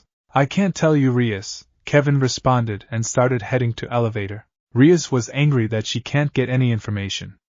After leaving the building, Rias and her peerage booked in a hotel. Kevin sat on his bed thinking. The underworld is under balance. Then Dryag spoke, "Pal, if Issei obtains power he will remember, I promise that." Dryag, just shut up. "Issei can't remember a thing, there is no way he can obtain power," Kevin spoke. Dryad kept his mouth shut but knew his former partner will return. Kevin was planning how to become the greatest Red Dragon Emperor. His greed was getting bigger since he was a host of Dryad. Drake could sigh in disappointment that all but one host wanted power for self-gain. Dryad would rather be with the most weakest and pervert host. Dryad knew Issei isn't type of power. Dryad spoke to himself. I wonder how long for Issei to act? Issei and Mia were at the train station waiting on the train. Issei was holding a suitcase on each hand. Issei asked, why we need to pack clothes if we only staying in the city only for one day? Mia smiled at Issei and responded, well, you will never know. Plus we are going to have fun together. Don't you like having sexy wife going with you? Issei blushed and looked at Mia's assets. Mia smiled seductively, putting her index finger on her lips. Mia spoke to Issei's ear, tonight we'll have fun. Issei felt his nose wanting to bleed out blood. Issei could simply nod at Mia's statement. Mia continued speaking with a concerned voice, Issei. I feel shivers on my spine. Mia hugged Issei's body, her large S. Issei immediately began to look around and saw a group of guys were looking at his wife maliciously. Issei was pissed when guys were eyeing on his wife. Issei gave them a death glare, giving them a warning. The guys walked away with fear. Mia was glad that Issei scared off the guy that were looking at her. Thanks Issei, I feel better now, Mia spoke smiling. Then the train they were waiting finally came. Mia and Issei entered the train and packed their luggage away. Everyone on the train couldn't help but look at Mia's assets. Then they suddenly stopped. They felt death on their doorsteps. Issei was giving a death glare to anyone who looked at his wife. Issei and Mia found a two-seat. Mia sat near the window as Issei sat next to her. The train started moving and started to pick up speed. Mia wrapped Issei's arm to her large S. Issei felt enjoying the sensation. Issei was sitting contemplating, thinking what his wife was going to do in the city. Issei was fast asleep during the ride. Mia noticed that Issei was asleep. Mia let go Issei's arm. Mia pulled Issei's head to her large S. Mia began play with Issei's hair. The people around them were watching them. The guys that were watching were jealous how Issei was able to get an exotic wife. After a few hours, Mia noticed that they were close to the city. Mia spoke to Issei's ear, wake up honey. We are close to the city. Issei woke up slowly and began to snuggle to Mia's S. Mia would let a giggle. That Issei is acting like a baby with his mom. Mia spoke teasingly, people are watching us. Issei immediately moved his head up. Then Mia grabbed Issei's head and placed back to her. Issei felt the amount bounce on her wife's. Issei was wanting to get up but Mia wasn't letting Issei go. Issei thought to himself, damn, I like the amount of bounce she has on her S. This is heaven for my life. The train reached to the city. Issei and Mia walked out of the train with their suitcases. Issei spoke, babe, let's go find a hotel for the night. Mia smiled at Issei and Issei pulled Mia close to him by putting his hand her hip as they started to walk out. They found a hotel to stay in for the night. Mia was excited to go out. Issei was happy to spend time with his wife. They were walking on the sidewalks passing by several tall buildings. Mia was wearing tight blue jeans and a white shirt. Mia would rarely wear modern clothes since she usually wore kimono. Issei could see every detail of Mia's assets. Issei had his hand on her hip as they were walking. He could feel her body sway side to side. Mia spoke to Issei, honey, we should go to the mall. Anything for you, babe, Issei spoke with a smile. Mia was happy to go to the mall. Issei and Mia entered the mall. By the inside it looks luxurious. There was many restaurants. Mia saw a store that caught her eye. It was a Victoria's Secret. Issei noticed where Mia was looking at. Issei felt like sweating. He knew what it was. When he was in middle school he'd go in the store and odd around. Issei spoke to his wife, I'll be waiting out here, as they were about to enter. Mia looks at Issei and spoke, why can't you come with me? Well, it's for ladies only, so basically no guys are allowed. Plus I'm not used to go places like this, Issei responded nervously. Mia didn't understand what Issei meant. She decided to let Issei go. Mia entered the store alone. Mia awed by the amount of erotic clothes. The people that were working there were women. Some workers were looking at Mia's assets. They knew that she was beautiful. Mia began to look at the clothes. Then an idea came out to her. She'll buy clothing to impress Issei. As she was thinking what to buy, a worker approached her. The worker asked, "You need help with something?" "Well, I was wondering if there are any clothes that would impress my husband tonight," Mia responded. The worker grins what Mia stated. The worker looks around and saw almost like teen outside of the store standing looking at the other stores. The worker was wondering if the teenager is related to the customer. The worker spoke, "Come with me." Mia followed the worker and saw lingerie. Mia began to look at sizes and saw her dream clothes. It was her right size and began look intensely. Mia smiled and went to counter to buy it. The worker was on the front desk scanning the lingerie. The worker decided to ask, "May I ask, do you know that guy over there?" Mia turns her head and saw Issei standing looking at the other stores. Mia blushed and responded, "Yeah, he is my husband." The worker was dumbfounded how a teenager have a beautiful wife. Mia walked out of the store and saw Issei waiting for her. Issei spoke, "Finally you took a while." Mia hid her shopping bag behind her. Mia just simply smiled at Issei and took hold of Issei's arm. The couple walked out of the mall and were taking a stroll in the city. They went out to eat at a small restaurant. After some time it was night time. Mia and Issei had been enjoying each other's company. Then they crossed the ice cream shop. Issei asked his wife, "Do you want some ice cream?" "Yes, please," Mia answered happily. Issei left Mia standing on the sidewalk and headed to the shop to buy ice cream for both of them. Mia stood there thinking what to do tonight with Issei. As she was in her thoughts, a big crowd was coming towards her. Mia didn't notice because she in Wonderland. A lot of people came with cameras like going to see a celebrity. Then a luxurious car came and stopped. The camera people surrounded Mia. The people were waiting someone to come out of the car. The door finally opened. It was a young man with blonde hair. He was wearing expensive clothes. He looked handsome and a strong-built body. There was several cameras flashing on him. He was one of the most famous celebrities in the city. There was also several fangirls who were waiting for him. Many people began to ask questions about his career or personal life. The young man would usually answer casual. As he was walking, he noticed a beautiful young woman between the crowd. The man started to approach her. As Mia still lost in her thoughts, she didn't notice the man was approaching her. The man held the woman's hand with a gentle touch. Mia returned to reality and noticed she was between a crowd. Mia saw a man was holding her hand. Mia asked, "Can I help you with something?" The man was now blushing and responded smiling, "Well, yes. Would you like to join me? I'll make you the happiest woman alive." Mia noticed she was being hit on. Mia saw pictures were being taken at her. As Issei was returning back to Mia from the ice cream shop, Issei saw that Mia was between the crowd and saw a man was hitting on her. Issei's anger began to boil that a man was hitting on his wife. Issei decided to approach the crowd and watch the scene. Mia spoke, "Sorry sir, but I have to decline." The man was shocked that beautiful woman turned him down without hesitation. "Well, I'll take you out for dinner, how about that?" The man spoke. "No thank you sir. I have a husband that I'm waiting," Mia responded. Man was more shocked that such woman had a husband. He started to think it is some type of fat man with billions of dollars. As the man was about to speak, Mia turns her head at a direction and saw Issei standing watching her. Mia immediately raced towards him. Mia exclaimed, "Issei!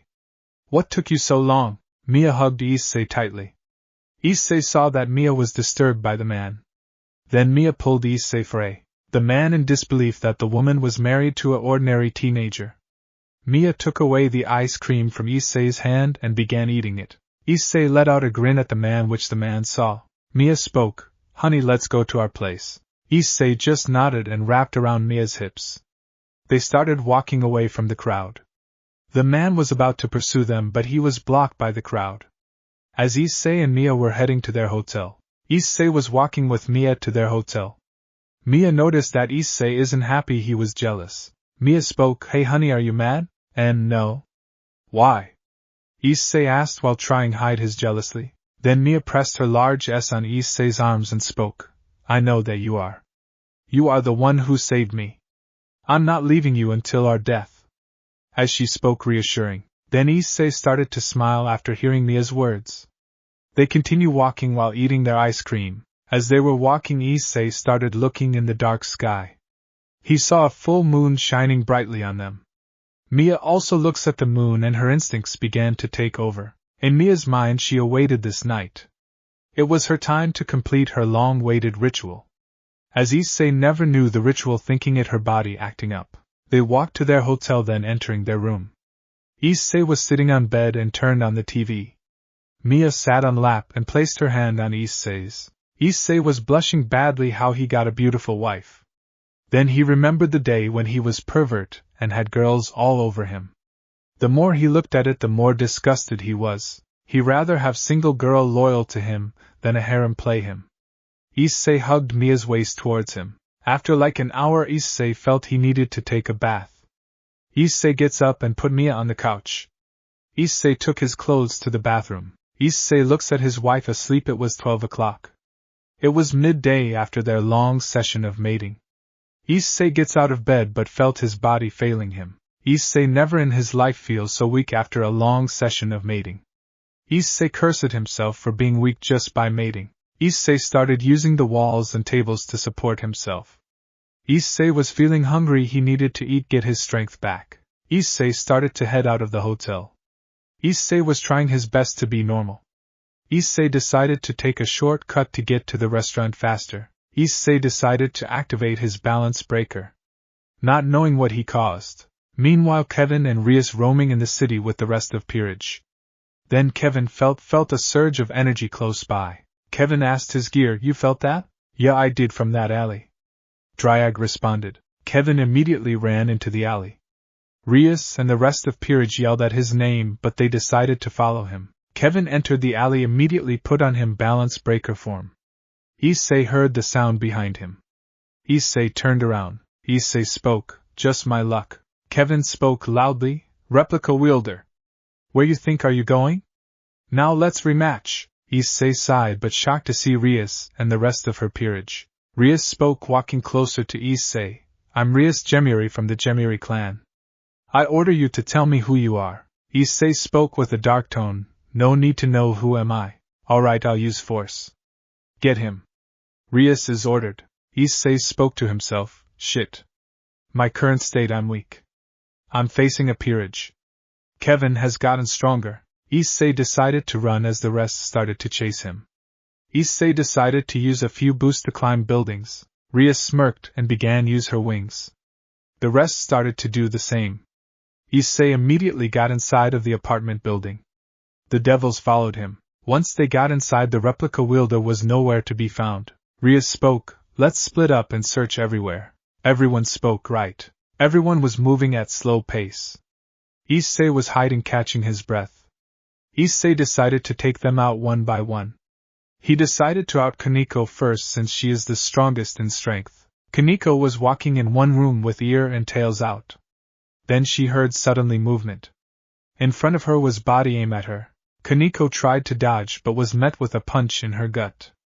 Kenneo was sent flying to a wall, which caught everyone's attention. Issei had to move quickly to another room. Rias and the rest into the room, and Kenneo knocked out cold. Issei decided to take his chances to get away. Issei quietly was moving to another room. Issei entered the room looking a way out. Issei found a window that led to a train tracks. Before he could get out, Issei heard someone running up to him. Issei immediately ducked a punch.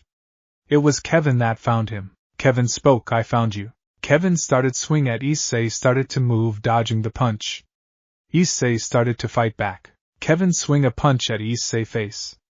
Issei grabbed his arm and flipped him over on a table. The table broke into pieces. Issei heard the rest of peerage were coming. Issei heard a train coming. Kevin gets up from ground. Kevin started to boost himself. Issei started to run into the window and jumped, crashing. Kevin started to chase him down. Issei jumped onto the train and saw Kevin right behind him. Kevin spoke, "Where you think are going?" Issei started to boost himself. Despite being weak, he need to buy time to escape. Kevin charged at Issei. Kevin threw a kick at Issei's face. Issei blocks with his arm and threw punch at Kevin's face.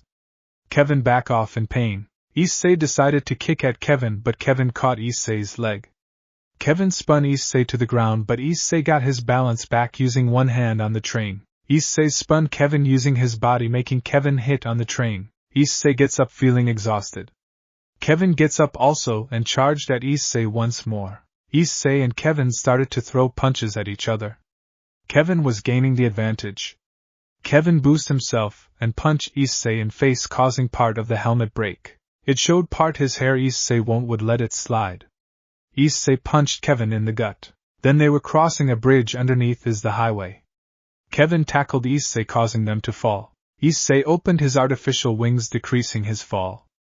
Issei got on top of Kevin and kicked him to the highway. Issei started to glide towards a pond. Kevin crashed in the road. Kevin's armor shattered before he ran over. He was caught by Rias and flew away. 7. Issei upon his balance breaker and started to get out of the pond. Luckily nobody was watching. Issei was soaked, but he managed to get away. Now he is far from the hotel. Issei felt couldn't stand anymore, but he heard a voice. Where were you? I was searching for you. It was Mia's voice. Issei looks at Mia, showing a pouting face. Mia gave clothes to Issei to change. Issei was grateful that his wife is with him. Issei spoke. I'm hungry, by the way. I thought you ate because you were gone from the hotel. Mia spoke. Mia sensed that Issei got into a fight. She didn't want worry to him. Issei entered the restaurant with Mia. They began to eat. After they ate, they left the city. Kevin was in his hotel beat. He had a few bruises. Kevin spoke to himself. I almost had him to reveal his face. All I got is his hair. Well, the only reason you were close it's because he was weak at the moment. Dryag spoke. What do you mean? Kevin asked. Dryag responded. It seems someone drained his energy. Huh. I mean, he had a mating session, but a long one, like he was trying to get himself back. Which means if his energy wasn't drained, he would have knocked you out to next week. Drake explained. Kevin grunted in frustration. He swore to beat him no matter what. After a few days, Issei was at home sleeping with his wife. He couldn't sleep that night. He'd been having some type of nightmare. In his dreams, Issei would see a figure on its knees holding a body in its arms and another small body on top of it. He could see the figure in tears, covered in blood and cuts. Issei could see the small body was fine, but the other figure was badly wounded, almost dead. The other figure holding the body was in tears. In middle of his nightmare, Issei was brought into the white void. He was wondering what just happened. A loud voice spoke in front of Issei, former Red Dragon Emperor. Issei looks at the void and asked, Who are you? Then large red dragon appeared in front of Issei, making him look like an ant. The red dragon spoke. I'm known as the Great Red. As he spoke in pride, Issei asked, Why are you in my dream? I saw your dreams, so I decided to train you and also reclaim what is yours. Great Red responded. Reclaim? Issei asked, confused. Great Red responded, Your power. I seen Kevin, the new Red Dragon Emperor, is being more greedy, not using for a good purpose. His purpose is to kill the former Red Dragon Emperor. Issei was shocked that Kevin, his classmate, is wanting to kill him. Great Red spoke. Do you want to get stronger? Sure, why not? Issei responded. Every night Issei would train with Great Red. Great Red saw the progress of Issei. The Red Dragon could see Issei actually trying his best. The Red Dragon was wondering what is his motivation. 6. During in the day, Issei was at home with his wife, resting his head on her lap. Mia spoke. Hey hun. What is it, babe? Issei spoke, wondering what his wife is going to say. I've been off lately, but it wasn't like this. Do you have any idea? Mia asked. Issei stood quiet for a minute, not knowing how to answer his wife. He just responded, How about you get checked by a doctor, because I have no idea. Mia simply smiled at Issei and began play with his hair. Meanwhile, the faction leaders were having a meeting. Serzuk spoke. Thank you for coming to this meeting. An archangel named Michael spoke. No problem, Serzuk, this meeting must happen. Then a fallen angel named Azazel spoke. True, we have a situation on our hands. The three factions leaders stood silent, waiting someone to speak first. Then Serzuk spoke. My people are being more unsettling as time passes over. Who is the Red Dragon Emperor? They say if it is Issei or Kevin. If the truth comes out, there will be civil war. Michael was the second to speak. My people started to split apart. They would look at me for a solution. Well, for me, there have been situations where my people fought each other and get seriously injured. I don't like this. We achieved peace and now facing a possibility of civil war among each other. Azazel spoke. What about the dragons and other entities? Serzux asked. Azazel decided to speak. The dragons are still undecided.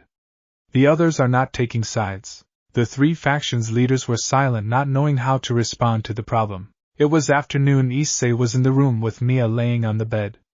They were currently in clinic to get Mia checked. A doctor came in with a clipboard on his hand. He was a bit tired, wanting to go home. He wanted to see some pretty women in his job, but to his disappointment they are a bit old people patients. The doctor knocked the door before entering the room. Once he entered, he couldn't believe his eyes. He saw a beautiful woman laying on the bed. In his head were filled with perverted ideas. Before he could daydream, his eyes laid on the young man. Issei was looking at the doctor, waiting for him to continue. The doctor made a note to himself if the young man was staring, saying, "Continue staring at her, you'll get knocked out." The doctor cleared his throat and spoke. "Mrs. Hayata, you came to get checked, saying something wrong with you." Mia responded, "Something like that, doctor. There been times I would like to vomit, or wanting to eat at unusual times. Well, I could guess the symptoms that you have is that you are pregnant, but I'll need to confirm it with a few tests." The doctor spoke. Issei was a bit shocked by the doctor's words. He felt like his heart pounding, asking himself, "Am I becoming a father?" Mia would put a big smile that she was happy that there was a chance to become a mother. The doctor started to do the tests on Mia. Issei started to freak out, feeling nervous for the results. After like an eternity passed, the doctor came back with the results on his clipboard. Issei asked nervously the doctor, "What are the results?" The doctor looks at Issei and responded, "Well, congratulations, you are a father." Issei's heart stopped for a second, like the world stopped spinning. His eyes widened as soon the words sunk to his mind. Mia was simply overjoyed that her dream came true. The doctor was smiling at the scene in front of him. He wasn't able to see like this often. The doctor left the room so the couple could accept the reality. Issei was standing in the room speechless. He turns to Mia, was looking at him, smiling. Mia spoke, "Issei, you know I'm happy." Issei started to smile at his wife. He started to think that having a family isn't bad at all. Issei and Mia were at home. Mia was happy, full of joy that she gotten pregnant. As for Issei, he started to rethink of his life, still in shock. He was going to become a dad. His parents are going to be happy to hear the news. Mia approached Issei, which he was sitting on the couch. Mia spoke, "We should start buying clothes for the baby." "Hold on. We don't know the gender of the baby. Clothes are not important yet, but how I'm going to explain my parents." Issei spoke, "Simply tell them. I bet they are going to be happy." Mia spoke. Issei nodded at Mia's words. He started to prepare himself how to say to his parents. After a few hours, Issei decided to call his parents that were out of town. "Hello?" The other side of the phone spoke. Issei decided to speak. "Hey Dad? I have something to tell you with Mom." "Okay, I have your mom with me," Issei's father spoke. "Well, I have news to you too. I'm becoming a dad." Issei spoke. Issei's parents were silent after hearing their son's words. Then they exclaimed, "What?" Issei shouted, eyes from being yelled through the phone. Then Issei's mother asked, "Tell me, Issei, is true?" "Yes, Mom, is true," Issei responded. Issei's father spoke. "Yes. I'm going to have a grandchild. I'm so happy, Issei. Also, don't worry about the money. Make sure to care of our daughter." Issei simply nodded and spoke, "Yeah, Dad. I thought I was going to get scolded for being too young to be a dad." Issei's father chuckled to hear his son's words and spoke, "Yeah, we were dead shocked when you came back with woman saying is your wife. So now we kinda expected, but never so soon." "Yeah, thanks, Dad. You'll see our child soon." Issei spoke with a smile. "Alright, bye, son." Issei spoke, "Bye, Dad." Issei hung up the phone, then he was hugged by behind. It was Mia pressing her large S against Issei's back. "What is it?" Issei asked with a smile. Mia responded with the same smile, "That you going to be a dad." "So it went with your parents?" "Well, they were happy, but they didn't expect it to be so soon," Issei responded. Then Mia pulled Issei for which he accepted it. The next day Issei was in school. There weren't much action on that day. Everything is normal, but he felt he was being watched more constantly. As for Kevin, he was always giving death glare at Issei. He wondered why he was being hated so much. If he did nothing wrong to him. During lunch, Issei was sitting under a tree, then he get phone call from his wife. He picked up the phone and spoke, "Hello. Hey honey. Can you get some popsicles, cake, pie, And a slushie when you get back home? Mia asked with a sweet tone. Issei was dead shocked what his wife is requesting. Somehow he had a feeling that he could not say no. Issei spoke. Yeah, I'll do that after school. Okay, thanks. Mia spoke while holding a knife in her hand. Issei felt he saved himself from a bullet. He could sigh in relief. Then his two friends showed up. His bald friend spoke. Yo, Issei. Do you come with us to my house to watch some erotic movies? His another friend spoke. Yeah, Issei, come with us. It'll be awesome. Sorry guys.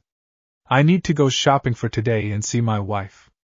At least I have something real unlike the ones on the screen. Issei spoke with a smirk on his face. His two friends started to yell at him. For our friendship's sake. You have a sexy wife waiting for you at home. What about us, man? When are going to share with us? Share what? Issei asked with a twitch on his eyebrows. Your wife, of course. They both responded. Issei snapped out of it. He immediately pinned down the two perverts. Issei started to twist their arms slowly. Both of them spoke in pain. Ow. Ow. Ow. Please stop. You should have chose your words wisely. I'm not sharing my wife with anyone. Issei spoke with a dark tone. Okay, we'll stop, but please don't hurt us.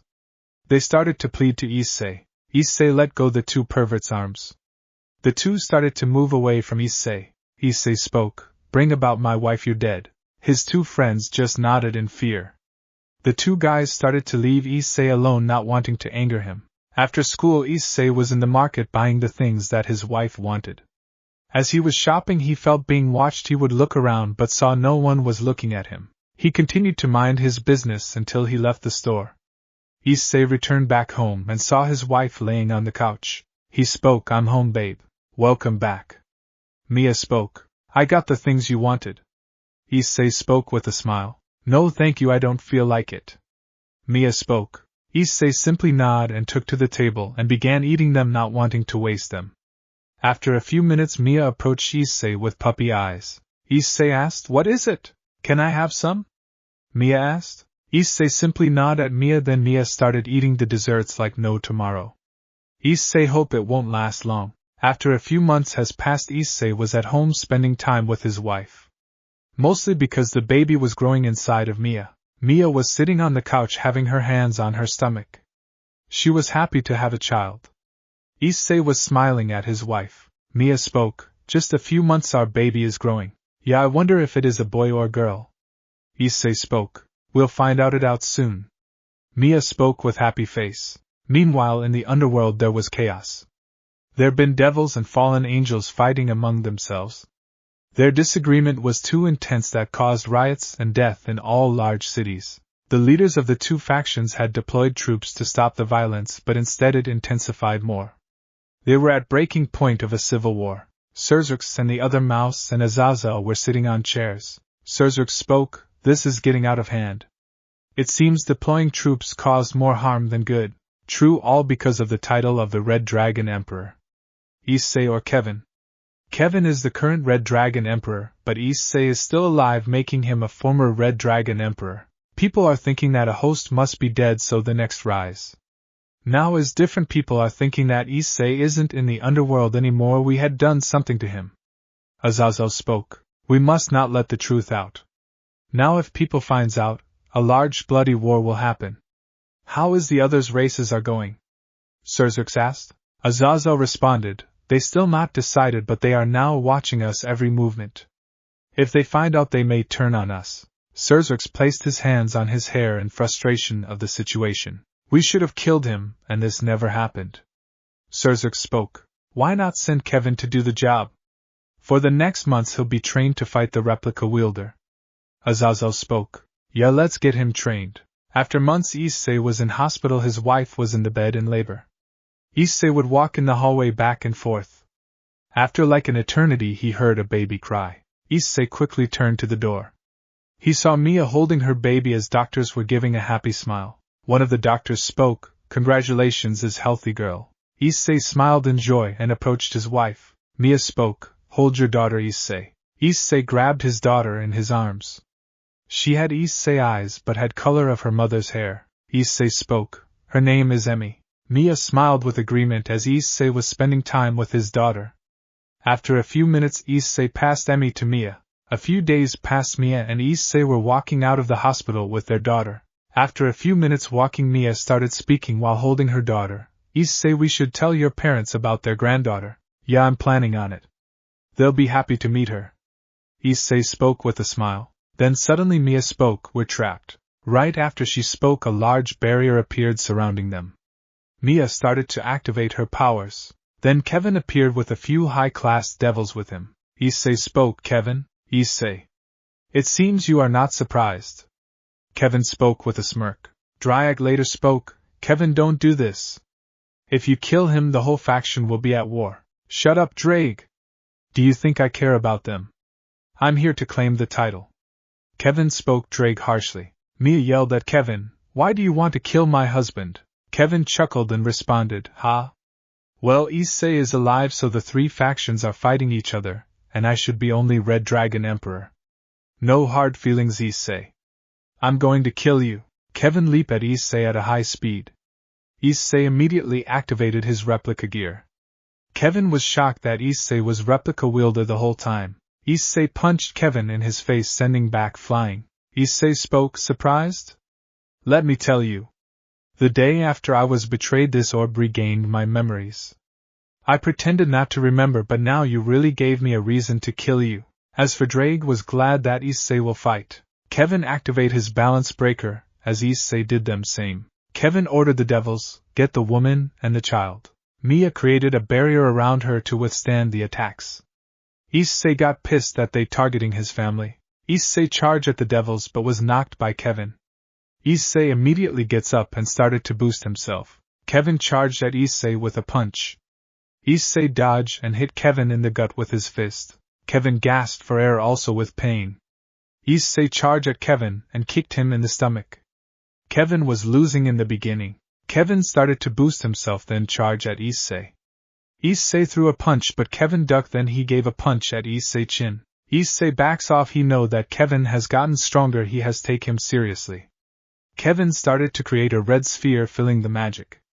Issei quickly did the same. Kevin spoke, dragon shot. Issei immediately lay on the ground and threw the sphere at him. Kevin was struck by Issei's power.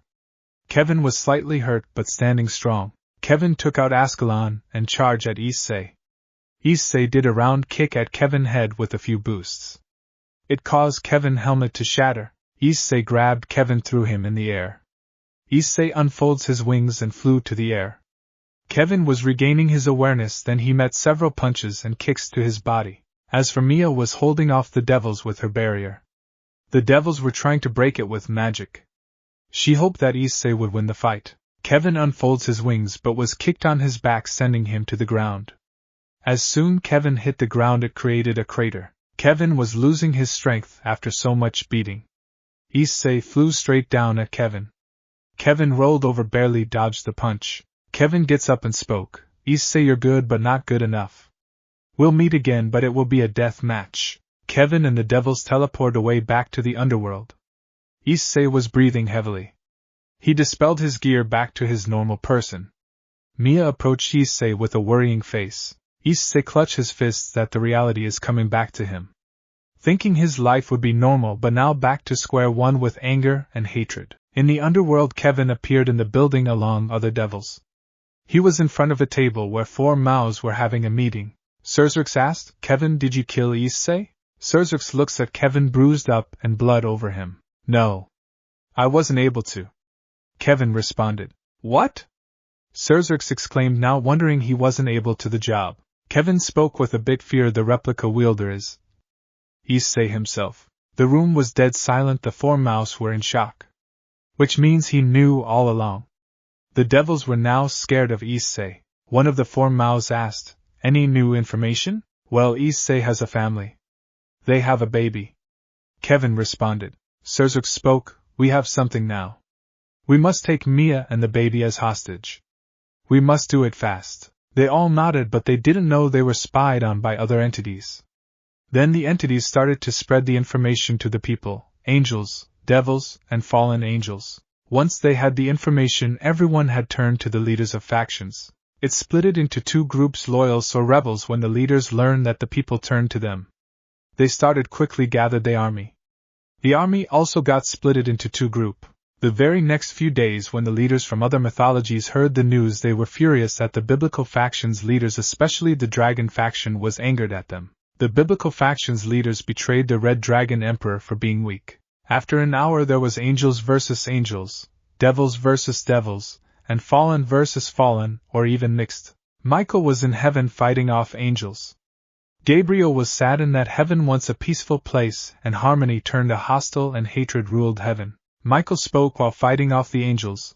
Let's go to the underworld to get better chance of winning. The ones loyal Michael agreed with him, but Gabriel disagreed, knowing that she wronged Issei, felt her wings turning black and she was heartbroken. Michael spoke to Gabriel. Let's go. Gabriel simply shook her head sideways with tears in her eyes.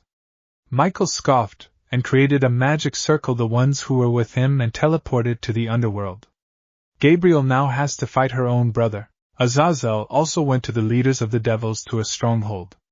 Also Michael was there with his army. The three factions' leaders gathered together. Serzuk spoke, never believe this day will come. Fighting my own people again. Even other mythologies came here to fight us, especially the dragons. True, we are outnumbered by troops and strength. I say rather retreat. Azazel spoke. Nonsense. They will think that the four great devils are running away with their tails between their legs. I say rather fight to the death, and give chance for my sister to live. Serzuk exclaimed. The others devils nodded at Serzuk's statement due to their pride. Michael agreed with Serzuk. Azazel also agreed since he was outnumbered. Then groups of young devils entered the room and their families. It was Rias and Sona with their peerage. The Phoenix clan was there except the Baal clan. Serzuk approached Rias and spoke, you leave, this is dangerous. No brother, I want to see Issei's face when he is desperate for his family, it would be sight to see. Rias spoke with a grin. 5. Serzuk wanted to send her sister away, but she insisted to stay to help. It was same with Sona with Seraphal. In the human world, Issei was at school unknowingly what was going on in the supernatural world. He knew that he'll avenge his betrayal. He noticed that all devils were gone from the school, even Rias. He thought that something is going on. He felt something is going to happen. Meanwhile, Mia was at home taking care of her newborn. Mia spoke to Emmy while holding her. Daddy will be home soon. You are the most adorable thing in the world. Then a barrier surrounded the house.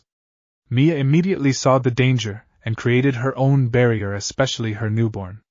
She saw the devils were coming out for her. It was Serzuk and Graphia and other high-class devils. Serzuk spoke, Mia, wife former Red Dragon Emperor. You must come with us or we'll do it with force. Mia immediately shot a sphere Serzuk, but Serzuk destroyed the sphere with ease. Then he shot a beam at Mia which destroyed her barrier. Mia quickly put more force barrier on her newborn. Mia was on the ground holding her baby. Then she was teleported to the underworld into the stronghold. Then Mia looks up and saw Rias in front her with an evil smile. Rias spoke, I'm to enjoy playing with you. Issei finished his school day heading back home with excitement, but felt chills on his spine.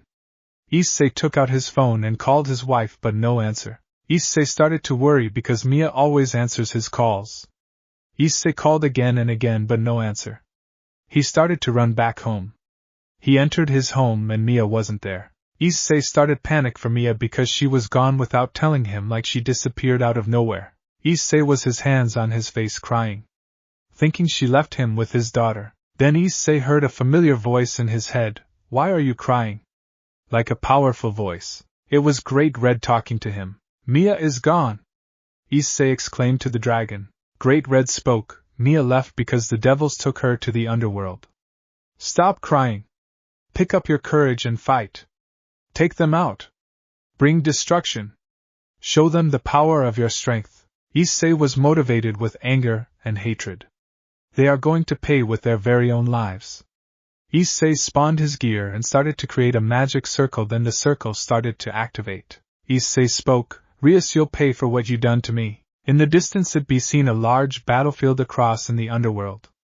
The rebels was overwhelming the opposing force. Serzuk was on top of hill with his allies, among them was Michael, Azazel, and other Maus. His family Rias and her peerage. Surzuk spoke, "There's chaos everywhere.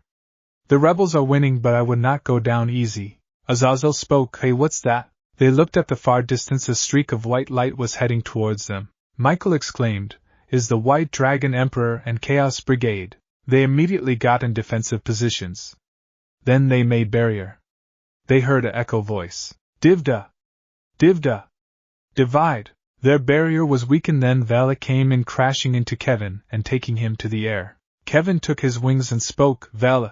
Vali smiled at Kevin and spoke, "Our final battle is here and now.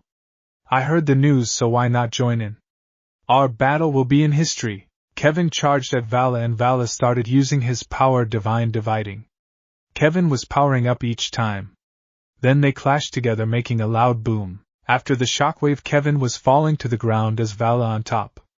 Kevin hit the ground, making a crater. Vali spoke, "This is for my friend Issei." 7. Kevin punched Vali, causing his helmet to crack. Vali back off and Kevin gets up and charged at Vali. Kevin tackled Vali, flying to a hill. Vali was in the hill and Kevin spoke, "You think I'm weak? You're wrong. I'm going to kill you." Vali Gear spoke, "Divda! Divide! Divide!" Kevin has gotten weaker and Vali charged at Kevin, sending him a round kick on his head, making Kevin to fall unconscious. Vali spoke to the group, "This is not over yet." Vali charged at the group, mainly at Surzuk. Surzuk got himself ready for another blow. Vali punched Surzuk at lightning speed. Surzuk was sent flying to a battlefield. Vali chased down Surzuk. Then in the sky, large magic circles appearing. It was Gabriel and other mythologies coming to the battlefield. Which most stand out? It was dragons. The Loyalists were now in fear. Dragons coming to fight, they have no chance of winning. Gabriel was now a fallen, leading the angels to the battlefield. Rias never believed in her eyes that Archangel has fallen. Among the angels there was Ireina. She was saddened. Ireina felt anguished for betraying Issei, her childhood friend. In everyone's surprise, her wings were turning from white to black. Her halo ring shattered. Rias couldn't believe that Ireina was now going to fight her friends. Then the rebels charged from sky to the Loyalists. Ireina charged at the peerage. Zenobia decided to fight Ireina. Zenobia exclaimed her friend, "Please don't do this. Remember we done together." "Why? You betrayed Issei." "I did the same. I feel terrible. I want to apologize to him." Ireina exclaimed. Both friends clashed their weapons, trying to overpower the other. Rias saw that all friendship is gone. Rias could only see chaos everywhere. Then she smiled heavily, knowing what she have in her hands. Then after minutes passed, a magic circle formed above the sky. Then the figure started falling to the ground. The figure crashed to the ground, making a large crater. The figure stood up as smoke was clearing out. Rias and the rest were in shock that he actually came. It was Issei himself. Issei looks up at the group with bloodlust. Rias spoke, "Issei, you finally came. How come you pretended to know nothing but knew all along?" Issei spoke with anger, "Where is my wife and daughter?" "Oh, your family is here." Rias spoke with an evil grin. Then Mia and her daughter came out of the group. Issei was in shock in state of his wife. Mia was brutally beaten and cuts all of her body. Then Rias grabbed Mia's hair and began to pull her hair. Rias spoke, "Issei, you left me. Now I'm going to hurt your daughter, but your wife won't let do it because she is putting power to your daughter." Then Rias grabbed a spear to stab Issei's daughter, but Mia was putting full force magic on her daughter not to be harmed. Then Mia was punched by Rias. Issei was boiling with anger. Issei spoke, "Let her go." "Okay." Rias spoke with an evil grin. Mia started to running towards Issei, then a dark spear pierced her stomach. She kept running until she landed Issei's arms. Issei saw how she in death door. Issei started to tear up. Mia spoke, "I'm happy to have our daughter." Then Mia slowly closed her eyes while holding her daughter. Issei was holding his wife. Then his nightmare became reality. Then Rias spoke, "You think I'll let her live? Now you are in desperation, which I like it." Then Kevin woke up from the hit and approached the scene in front of him. Dryag spoke, "Kevin, you are going to die this day." Kevin was in bit fear because his gear wanting him dead. Then he spoke, "Issei, this day who will be the Red Dragon Emperor?" Issei slowly puts down his wife on the ground. Issei started to boost himself several times. Issei spoke, "Everyone will die." Then Kevin and Issei charged at each other. They started to punch each other. Drake started to hold Kevin back.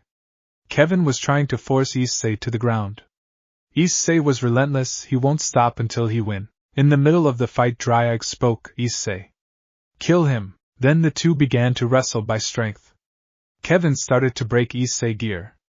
As Issei took hold of Kevin's gear, at the last second Issei used his whole strength and ripped out Kevin's gear. Kevin kicked Issei and sent him flying. Issei in the ground laying next to his wife. Tears flowed down from his eyes. Then he heard Drake's voice, "You did it, partner. Now go avenge for your wife." Issei noticed that the boosted gear was now in him. Issei gets up and looks at the group. The group was in shock that Issei has the boosted gear. Then a large red light came out of Issei. Issei transformed into his balance breaker at full glory. Issei spoke, "You'll pay." Kevin was standing in shock. Issei charged at Kevin and started berate with punches. Every punch it was doubling in power. Kevin was trying to fight back, but he was getting destroyed. Issei threw Kevin in the air, and he used his wings to catch him. Issei threw Kevin to the ground, then Issei created a red sphere and blasted at Kevin. Then he flew down into Kevin. Kevin was laying on the ground helplessly. Issei grabbed Kevin by the neck. Kevin spoke, "You will never win. I already won." Issei spoke with a cold tone. Issei used one of his hand and created a red sphere imbued by power and blasted Kevin in his stomach. "Oh!" Kevin yelled in agony until he vaporized. Rias and the rest were in shock that Kevin was killed by the former Red Dragon Emperor. Issei turned to them wanting to spill blood. He charged at them, but Surzux came in front of him. He didn't care anymore but death who betrayed him. Vali was out of battlefield, but he was able to weaken the Surzux by large amount. He was on the ground unconscious. Issei punched Surzux with power, sending him flying back. Then Surzux get to his feet and charged back at Issei in order to protect his sister. Issei moved out of the way. Now is coming to hand. Surzux spoke, "Rias, get out of here." But Rias didn't pay attention. Then Michael joined the fight. Issei saw they coming at him. Issei started to plan out to kill them at the same time. Michael jumped on Issei with his light sword. Issei moved out of the way. The sword missed but stabbed Surzux in the stomach. Surzux yelled in pain, "Ah!" Michael tried to help Surzux, but a punch went to his face. Issei was now standing above them. As Azazel could only see a bloodbath, Azazel spoke, "I'm out. I'm not dealing this." 9. Azazel immediately teleported away, not wanting to face the wrath of Issei. He will exiled himself from the supernatural. Issei made a red energy sword and stabbed both of them. Rias was now shocked that her brother is in brink of death. Surzux and Michael are now dead. Rias spoke, "No." Rias was filled with anger and ordered her peerage, "Kill him." Kiba, Aquino, Rasis, and Gasper charged at Issei. Issei placed one sword in hand when they got close. He swung his sword, causing them to be sliced. They were immediately killed. Rias was now paranoid. No. They aren't dead. Rias looks at Zenobia and was in shock that Zenobia was killed by Ireina.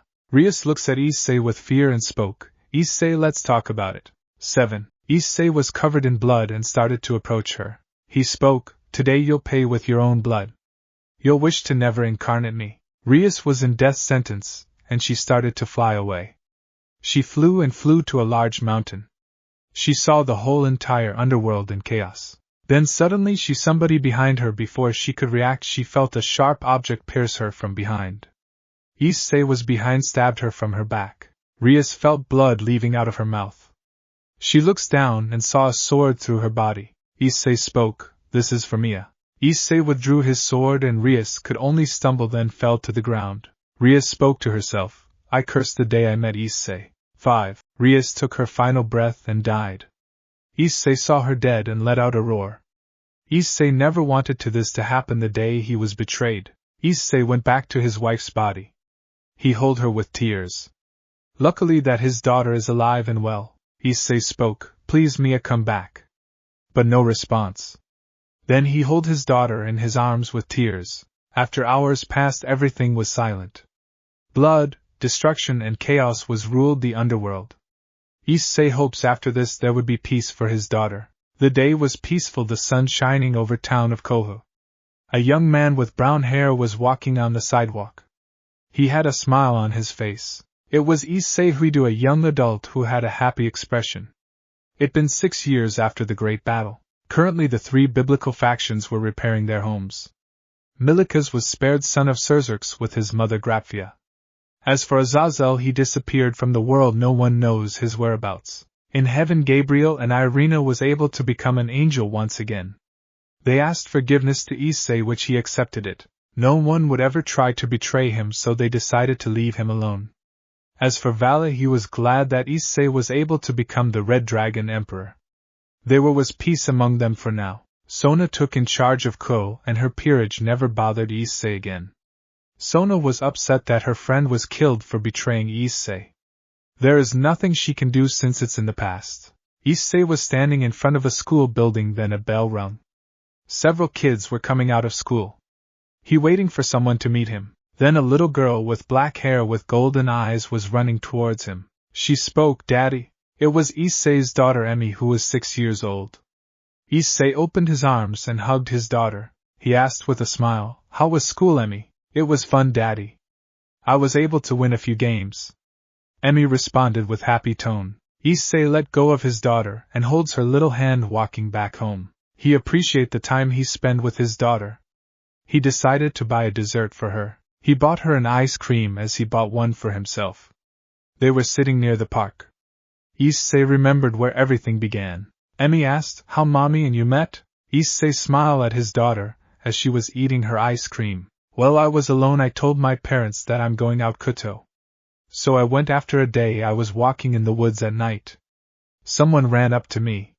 She was beautiful and I saved her from stray devils. After a few days we being comfortable with each other. After like a month I fell in love with her. Then in my apartment she was sitting on the couch. I asked her if she wanted to marry me. She happily says yes the day after we got married. Since then we've been together." Emmy has some type of understanding what her dad spoke. Emmy was happy to be part of the family. Emmy let out her fox ears. Issei patted his daughter's head. After a few minutes Issei spoke after finishing their ice cream. "Let go home, Emmy." Emmy smiled and held her dad's hand. They were walking home together in the sunset. Issei heard Drake's voice, "Partner. It seems everything is going to be okay. Though some may hold grudges against you." Emmy heard Drake's voice and spoke, "Hey Biscuit." It'd been a while. Dryad could only groan that Issei's daughter was calling him a biscuit. Issei was containing himself from laughing. Drag noticed the expression of Issei and spoke, "Hey. Don't laugh. You'll regret in your dream." "Sorry, Drag. It's funny to be honest." Issei spoke with a giggle. Dryad groaned again and spoke with a pleading tone, "Please Issei, tell Emmy to stop calling me Biscuit." Emmy spoke, "Bad dragon. Biscuit. You said that you'll let me call you how I want." Dryad felt like he was looked down and spoke, "Partner, tell her to stop. I'm going to cry if this continues." Dryad started to cry for his pride. That fox girl was putting him in place. Issei could only groan about Dryad. Issei spoke, "Dryad, stop being a crybaby.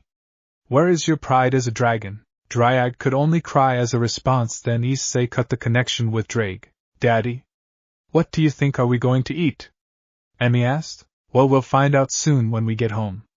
Issei responded with a smile. Emmy asked once again, "How long until we meet Grandpa and Grandma?" "Well, in your break from school. They would be happy to see you again." Issei responded. After minutes of walking they were in front of their house. Issei had a smile on his face. Emmy entered the house quickly. Then Issei followed behind her. Issei spoke, "I'm home." "Welcome home, sweetie." A female voice called from the kitchen. Issei was putting away his shoes and heard the voice asking, "Why you guys took so long?" Issei responded as he walking to the kitchen, "Well, I bought Emmy some ice cream. We sat together in the park. I told her some stories." "Oh. I see, spending time with her is quite unusual. Today we'll having some sushi." The voice spoke. Issei entered the kitchen area and saw Mia in her real form. Mia was pregnant with another child of Issei, being couple months old. Mia spoke smiling, "I missed you, Issei." "Yes, same here, Mia. I'm glad you are here with me." It was thanks to Great Red that gave you another chance. Though you are part dragon. Issei spoke. Mia has her ears and 8 tails wagging, happy to hear her husband's words. Mia spoke, doesn't matter as long I'm with you. Mia hugged Issei as her large stomach was pressing on him. Issei spoke, yeah, I hope that our family will be at peace. Mia smiled and called her daughter, Emmy, time for dinner. Coming, mommy. Emmy spoke as she was heading to the table. The family was sitting on dining table eating happily. Issei was glad that Mia is still with him, and he will never let her go ever again. Thanks for watching this video. You really enjoy this video. Like, subscribe, and comment down below, and turn on that bell notification. Don't forget to support and follow Cheetah100704 for writing that awesome fanfic, and also make sure to comment on this story, link in the description. See you in the next video. Goodbye.